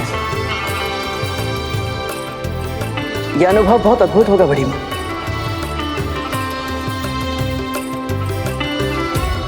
प्रभु, सुना आपने? स्वयं नर नारायण अर्थात भैया विष्णु के अंश अवतार मेरे पुत्र की कथा कह रहे हैं। सच मामाश्री, इससे उत्तम उपहार और कुछ हो ही नहीं सकता था।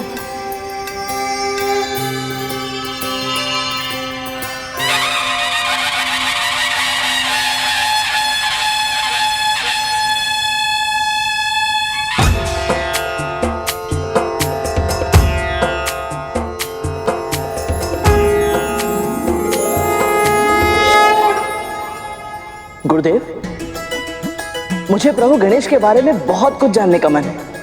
जैसे इनका मुख हाथी जैसा क्यों है? मैंने माँ से सुना था कि स्वयं महादेव भी उन्हें जन्म केवल पहचान नहीं पाए थे। और हाँ, इन्हें प्रथम पूजनी क्यों कहा जाता है? विघ्नहर्ता, ये विघ्नहर्ता क्यों है गुरुदेव? मैं सब कुछ जानना चाहता हूँ गुरुदेव। ये भी कि मूषक इनकी सवारी कैसे बने और इन्हें दुर्वा घास और मोदक का भोग क्यों चढ़ाया जाता है? आज तुम्हारे सभी प्रश्नों का उत्तर मिलेगा गरुड़। और उसके साथ ही हम सभी को मिलेगा जीवन की अनेक समस्याओं का समाधान। इसलिए आप सब पूरे मनोयोग से श्री गणेश की कथा को सुनो।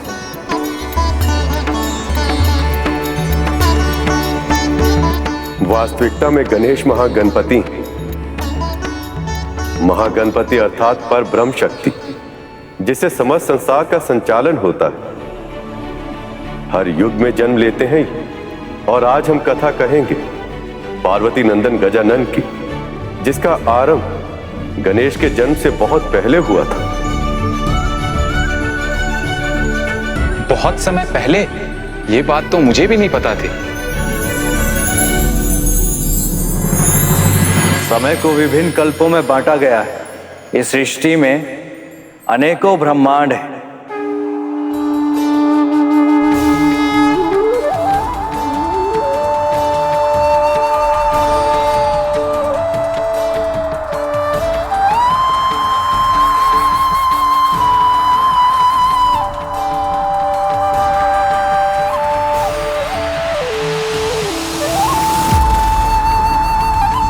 और हर ब्रह्मांड में जीवन का संचालन उसी प्रकार होता है जैसा इस ब्रह्मांड में हो रहा है।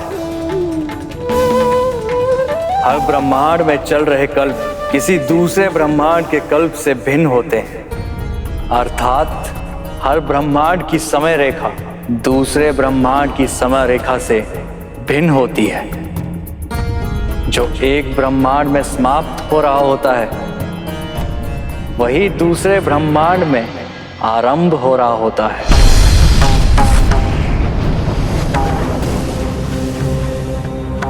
ऐसे ही एक समय की बात है। देवी पार्वती ने प्रभु नारायण के श्री कृष्ण अवतार की मनमोहक बाल लीलाओं को देखा तो वो बहुत प्रसन्न हुई। उस नटखट नन्हे बालक के कौतुक, उसकी क्रीड़ाओं ने देवी पार्वती के मन में मातृत्व के भाव को जागृत कर दिया था। अद्भुत बालक परमा प्रेम लुटाती, प्रथम देवता जग में उसे बनाती। पार्वती, आप ये वस्त्र किसके लिए तैयार कर रही हैं? अपने पुत्र के लिए प्रभु, और किसके लिए? परंतु कार्तिकेय तो योद्धा है, कवच के स्थान पे ये झबला कैसे पहनेगा वो? कार्तिकेय का तो जन्म ही योद्धा के रूप में हुआ था प्रभु। उसके बाल्यावस्था का आनंद तो मैं कभी ले ही नहीं पाई। पर जब माँ देवकी और यशोदा मैया को कृष्ण जन्म के बाद उनके बचपन का आनंद लेते देखा तो मेरे भी मन में एक इच्छा जागृत हो गई है प्रभु। मैं भैया विष्णु के अवतार कृष्ण जैसा ही एक बालक चाहती हूँ जिसे मैं गोद में खिला सकूं। मैं उसके लिए लोरियां गाना चाहती हूँ प्रभु। ममता के रस में डूबकर उस अद्भुत आनंद का अनुभव करना चाहती हूँ जिसका सौभाग्य मुझे अब तक नहीं मिला। तब तो आपको पुण्य व्रत रखना होगा देवी।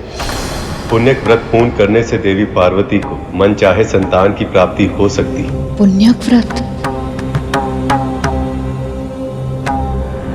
आप अचानक से उदास क्यों हो गई देवी? जब मैं आपको पति के रूप में पाना चाहती थी तब मैंने आपके लिए 1 सहस्त्र वर्षों तक तपस्या की थी प्रभु। क्या मुझे पुत्र प्राप्ति के लिए इतनी लंबी प्रतीक्षा करनी होगी महादेव?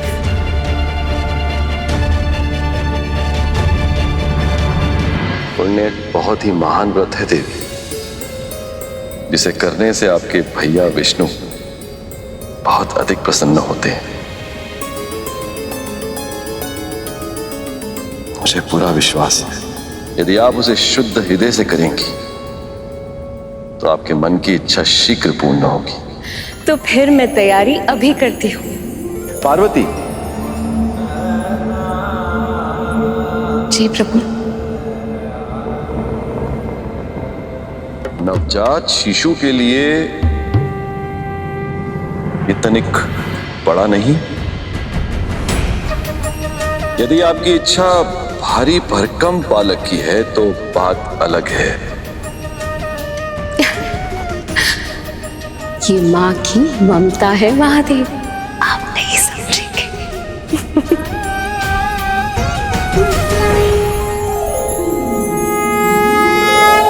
ओम नमः शिवाय।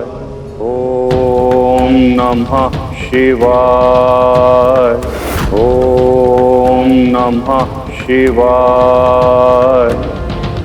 ओम नमः शिवाय।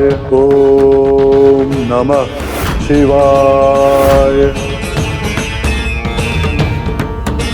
ओम नमः शिवाय। ओम नमः शिवाय।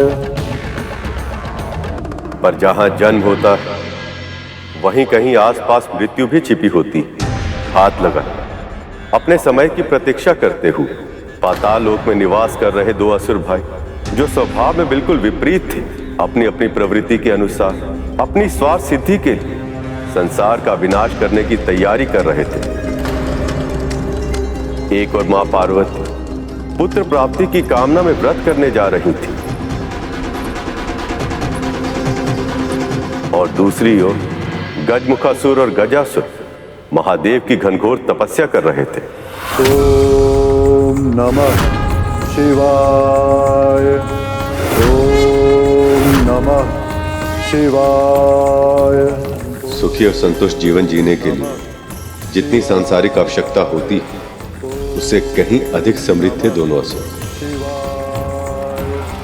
गजमुखासुर को गंदी मिट्टी या कीचड़ में रहना और घोंगे जैसे प्राणियों को खाना अति प्रिय था, जबकि गजासुर को स्वर्ण से बहुत अधिक प्रेम थे। पर अपनी इच्छा अनुसार सब कुछ पाने के बाद वो दोनों संतुष्ट नहीं थे, क्योंकि वो अपनी तुलना इंद्र और अन्य देवताओं से करते रहते, स्वर्ग पर शासन करना चाहते थे। पर अपने प्रयासों में निरंतर पराजित होने के बाद उन्होंने महादेव को प्रसन्न करने का निश्चय किया।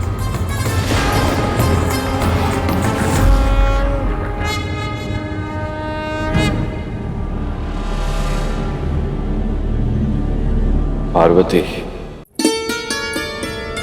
नंदी, मैं व्रत की तैयारी करने जा रही हूँ। किसी को इस ओर आने मत देना। जी माँ।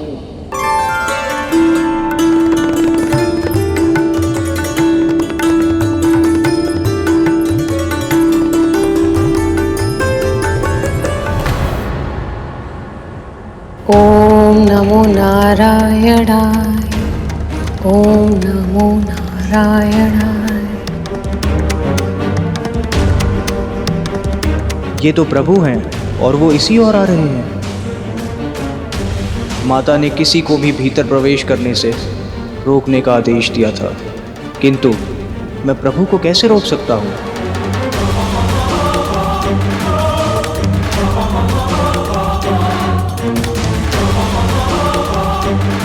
ओम नमो नारायण, ओम नमो नारायण।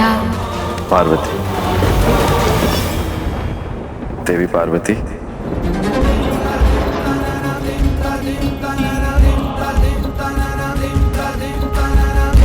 प्रभु आप?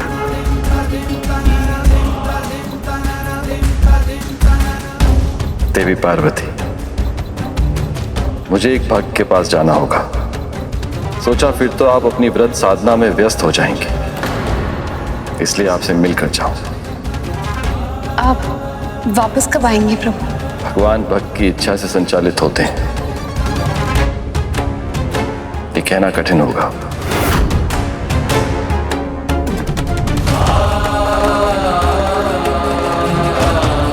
जब मेरी पूजा समाप्त होगी तो महादेव मेरे साथ नहीं होंगे। ऐसे में मुझे पुत्र कैसे प्राप्त होगा? नंदी, नंदी, मैंने मना किया था ना कि किसी को आने मत देना, फिर तुमने महादेव को अंदर क्यों आने दिया? माँ, मैं महादेव को कैसे मना कर सकता था? वो तो मेरे स्वामी हैं। महादेव नंदी के स्वामी हैं, सभी शिवगणों के स्वामी, इनके आराध्य, इनके अपने। तो फिर इस कैलाश पर कोई ऐसा भी तो होना चाहिए जो मेरा हो, मेरा अपना, जो केवल मेरी आज्ञा का पालन करे। उस समय देवी पार्वती को पता ही नहीं था कि उनकी ये इच्छा उनके पुत्र के प्राणों को संकट में डाल देगी।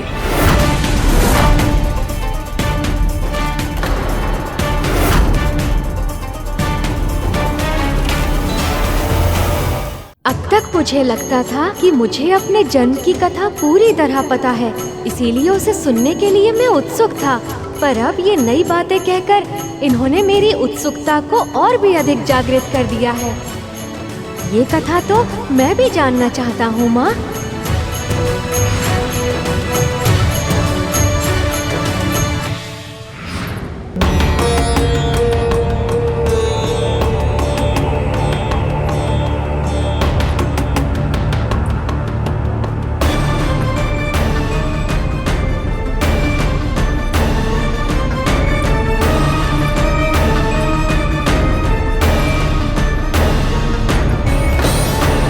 इतनी ऊंचाई पर्याप्त नहीं है, और ऊपर जाना होगा मुझे। ऐसा एकांत स्थान ढूंढना होगा जहां देव, दानव, मानव, गंधर्व या कोई भी अन्य प्राणी मेरी तपस्या में विघ्न ना पहुंचा पाए।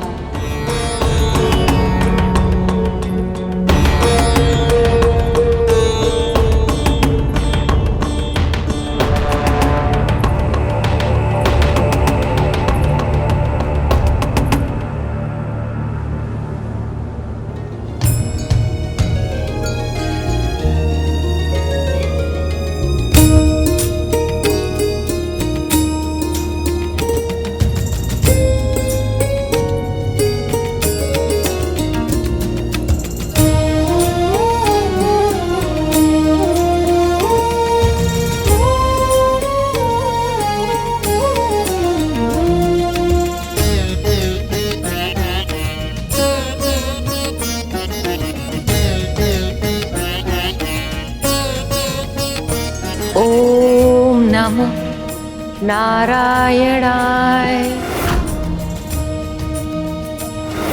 ओम नमः शिवाय। ओम नमः शिवाय।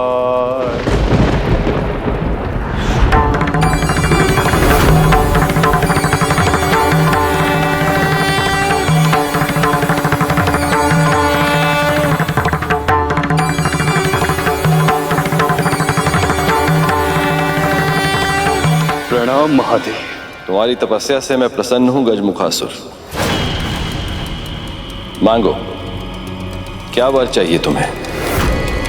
अमरता के अतिरिक्त कुछ भी मांग सकते हो तुम।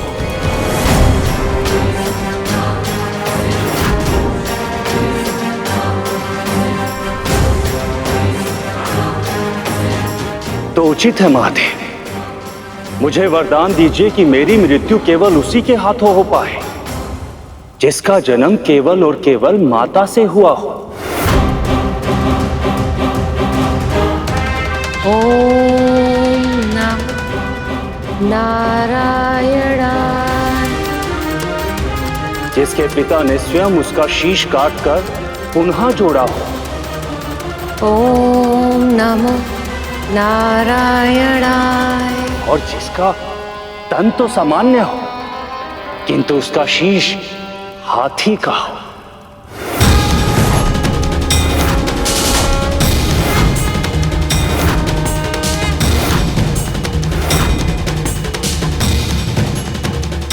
ऐसा कोई प्राणी ना तो कभी जन्मा है और ना कभी जन्मेगा, अर्थात मैं सदा सदा के लिए अमर हो जाऊंगा। यदि नियति का यही निर्णय है तो यही सही।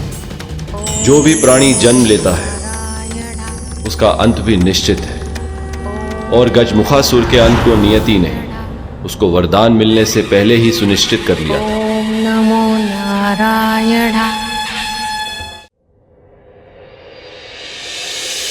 ये कैसी विचित्र मांग है गुरुदेव? ये वरदान मांगकर तो ससुर ने स्वयं को अमर करने का उपाय कर लिया था।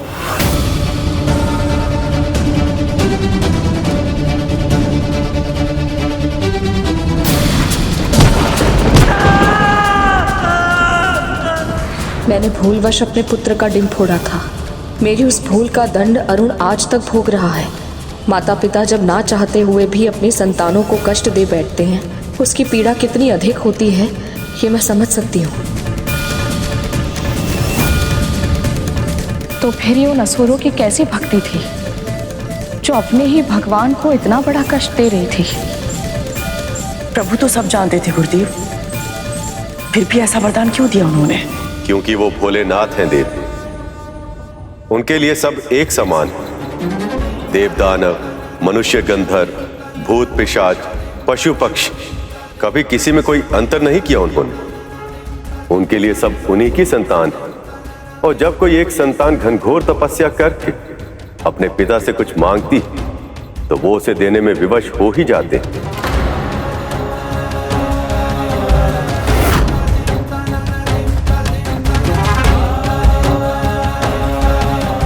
मौन क्यों है महादेव? वरदान दीजिए। तुम्हारी ये इच्छा उचित नहीं है गजमुखासुर।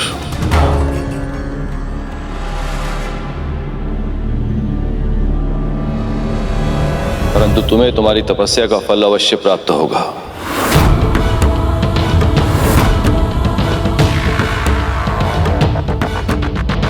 यदि यही तुम्हारी इच्छा है तो मैं इसे अवश्य पूर्ण करूंगा।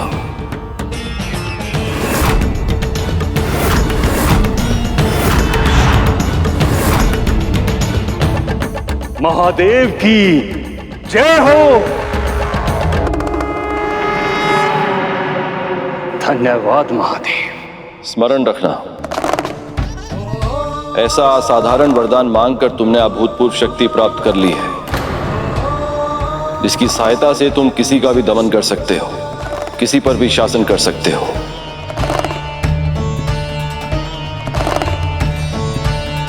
इस क्षमता का अर्थ यह नहीं कि तुम्हें ऐसा ही करना भी होगा। सही अर्थों में शक्तिशाली वो होता है जिसे वरदान से प्राप्त हुई शक्ति के उपयोग की ना तो आवश्यकता हो और ना ही इच्छा। इसलिए मेरा सुझाव यही है गजमुखासुर, इस शक्ति का उपयोग उसी स्थिति में करना जब प्रश्न तुम्हारी आत्मरक्षा का हो और संकट तुम्हारे प्राणों का हो।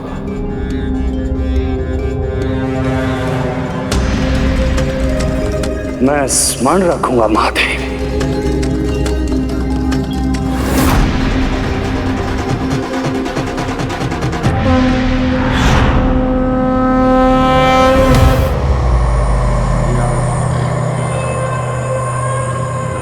एक बार मेरे भाई की तपस्या भी पूर्ण हो जाए, तत्पश्चात उस इंद्र से उसका स्वर्ग छीन लेंगे हम। ओम नमः शिवाय। गजमुखासुर और गजासुर ओम नमः शिवाय। शासन करेंगे स्वर्ग पर। ओम नमः शिवाय। ओम नमः शिवाय। ओम नमः शिवाय।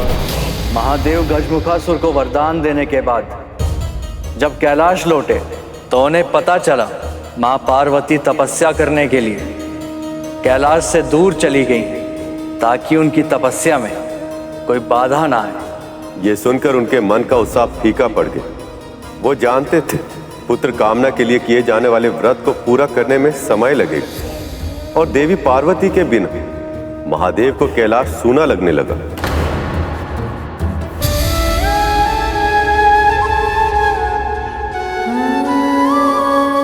मैं भैया विष्णु के अवतार कृष्ण जैसा ही एक बालक चाहती हूँ जिसे मैं गोद में खिला सकूं। तब तो आपको पुण्य व्रत रखना होगा देवी। जाने से पहले मैं आपसे मिल के गया था पार्वती। आप भी जाने से पूर्ण एक बार मिल तो लेती। ओम नमो नारायणाय। ओम नमो नारायणाय।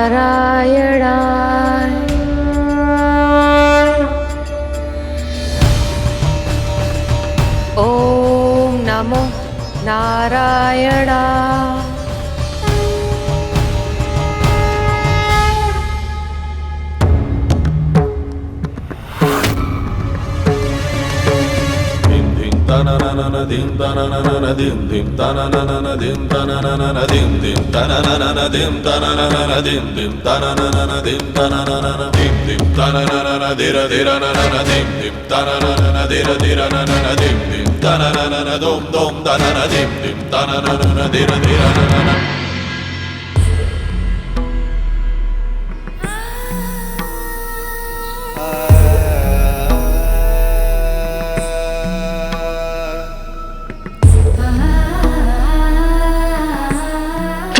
आप क्यों कष्ट कर रहे हैं?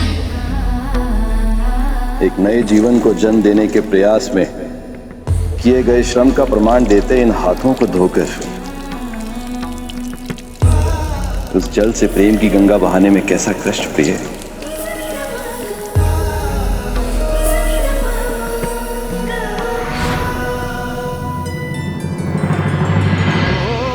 हे प्रिय, आपसे विरह के कारण यह प्रकृति भी उदास है और इसी प्रकार मेरा मन बहुत विचलित हो रहा है।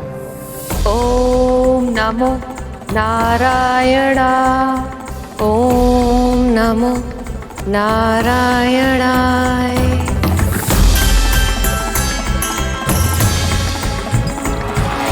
प्रभु, भोजन प्रभु।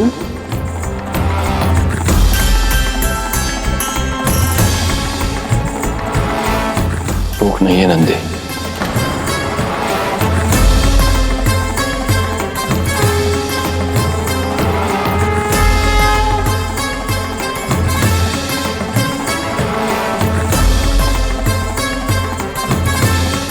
ओम नमो नारायणाय। ओम नमो नारायणाय।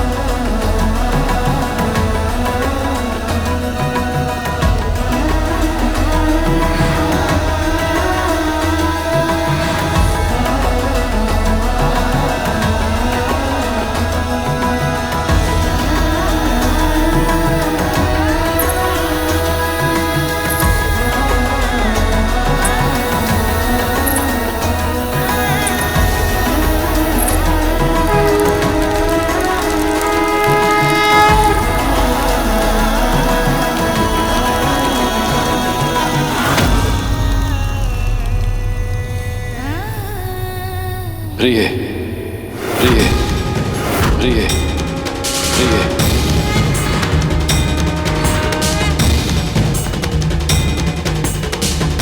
ओम नमो नारायणाय। ओम नमो नारायणाय। ओम नमो नारायणाय। ओम नमो नारायणाय। ओम नमो नारायणाय। बहन पार्वती,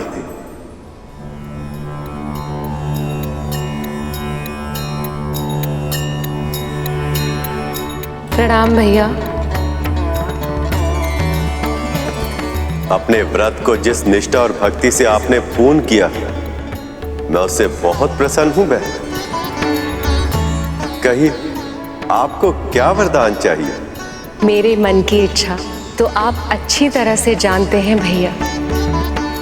मैंने जब से आपके कृष्ण अवतार के बाल रूप के दर्शन किए हैं, तब से हर क्षण मैं वैसे ही दुख हरने वाले, सुख की वर्षा करने वाले नटखट पुत्र की कामना करती रहती हूँ।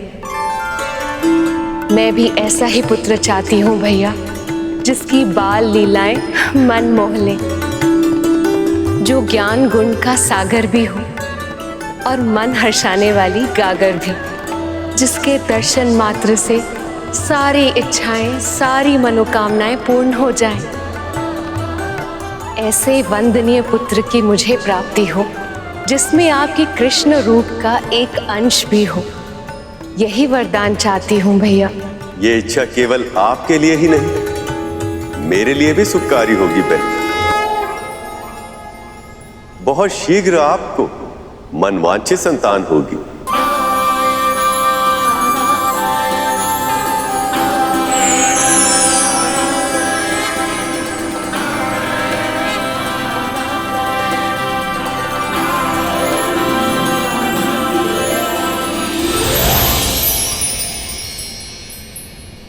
मेरा व्रत पूर्ण हुआ महादेव। अब हमें ऐसा पुत्र प्राप्त होगा जो हमारे जीवन को अंतहीन प्रसन्नता से भर देगा। मुझे आभास है प्रभु, मेरे बिना आपने इतने समय तक विरह के क्षण कैसे काटे होंगे, पर अब मैं आपके पास आ रही हूँ प्रभु। बहुत शीघ्र आपके दर्शन करूंगी मैं। पार्वती वापस आ रही। नंदी, सुना तुमने? आज बहुत समय बाद मैं इतना प्रसन्न हुआ हूं। देवी पार्वती कैलाश वापस आ रही। और यही नहीं, एक और शुभ समाचार भी है। देवी पार्वती का व्रत सफल हुआ। अब शीघ्र ही सखा विष्णु के काना अवतार जैसा एक बहुत ही नटखट, बहुत ही मनोहर शिशु कैलाश पर्वत पे भी खेलेगा। प्रभु, आपको बहुत बहुत बधाई। मुझे इन सभी शिवगणों को, समस्त कैलाश को, समस्त विश्व को बहुत बहुत बधाई। मुझे स्मरण है प्रभु, जब मैंने श्री कृष्ण के बाल रूप के दर्शन किए थे, वो कितने मनमोहक लग रहे थे। मेरा तो मन था कि उन्हें अपनी पीठ पर बिठाकर पूरा दिन यहाँ से वहां घुमाता रहूं। और अब मैं बिल्कुल ऐसा ही करूंगा प्रभु। मैं उस नन्हे बालक के साथ बहुत खेलूंगा, उसके लिए गाना भी गाऊंगा, बिल्कुल ऐसे ही आनंद मग्न होके उसके साथ नृत्य भी करूंगा।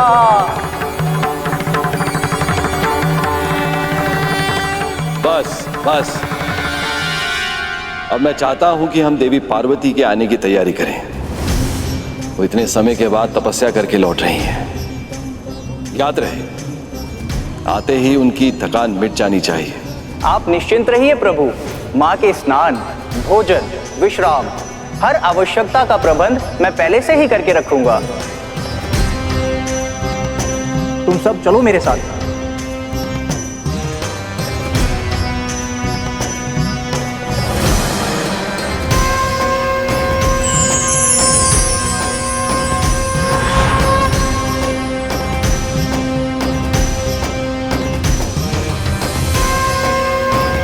शीघ्र आइए पार्वती, प्रतीक्षा का एक एक क्षण और भी अधिक भारी लगने लगा। ओम नमः शिवाय। ओम नमः शिवाय। ओम नमः शिवाय। ओम नमः शिवाय। मुझे गजासुर के तप को पूर्ण करने जाना ही होगा। शिवाय। ओम नमः शिवाय। ओम नमः शिवाय। ओम नमः शिवाय। ओम नमः शिवाय। ओम नमः शिवाय। क्या कारण है संसार में इस विनाश का? शिवाय। ओम नमः। ये गजासुर का तप और तीव्र होता जा रहा है, सृष्टि में विकट परिस्थितियां उत्पन्न कर रहा। ओम नमः शिवाय। हे नारायण, ये कैसा अनर्थ है? महादेव का ये कौन भक्त है जिसके तप के प्रभाव में सारे संसार में त्राही त्राही मची हुई है? ओम नमः शिवाय। ओम नमः शिवाय। प्रभु, ये तो बहुत प्रसन्नता का अवसर है, किंतु आपके मुख पर चिंता की छाया क्यों प्रभु? गजासुर का तप पूरा हो गया है नंदी, मुझे उसे दर्शन देने जाना होगा। पर प्रभु, अभी तो माँ आने वाली है, आप उनसे मिले बिना कैसे जा सकते हैं? उनसे मिलने की आतुरता तो मेरे मन में भी बहुत है नंदी। यदि शीघ्र ही मैंने गजासुर के तप को विराम नहीं दिया तो इस संसार का हित भी हो सकता है। ओम नमः शिवाय। ओम नमः शिवाय। अब तक तो माँ को आ जाना चाहिए था, इतना विलंब क्यों हो रहा है उन्हें?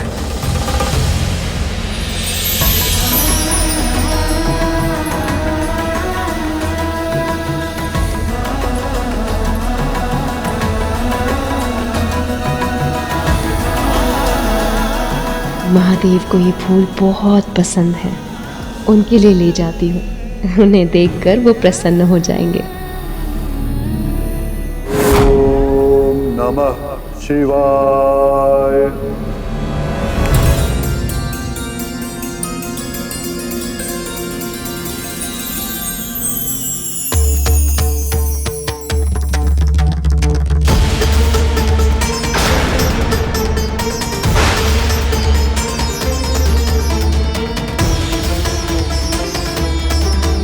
रक्तिम बादल, इसका अर्थ है मुझे शीघ्रता करनी होगी, अन्यथा पूरी सृष्टि विपदा में भी गिर सकती है। ओम नमः शिवाय।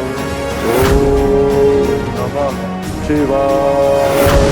ओम नमः शिवाय। ओम नमः। गजासुर का ताप तो संसार को विनाश के मुख की ओर लेकर जा रहा है। महादेव को इस संकट का निवारण शीघ्र ही करना होगा। ओम नमः शिवाय।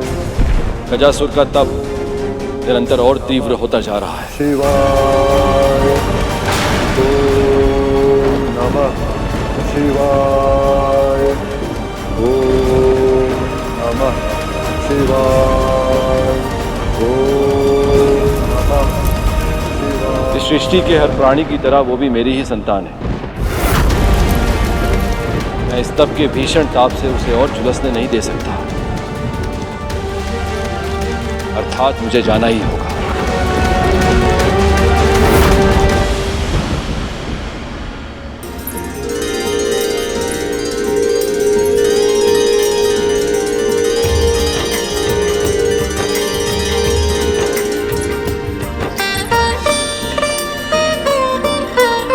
लंबे विरह के बाद होने वाले मिलन की प्रसन्नता से खिले ये फूल, प्रेम की कभी न समाप्त होने वाली आँच से जलते ये दीप,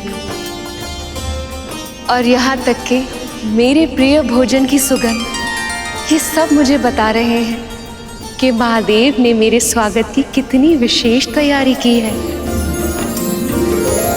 परंतु वो स्वयं कहाँ है? ओम नमः शिवाय। ओम नमः शिवाय। ओम नमः शिवाय।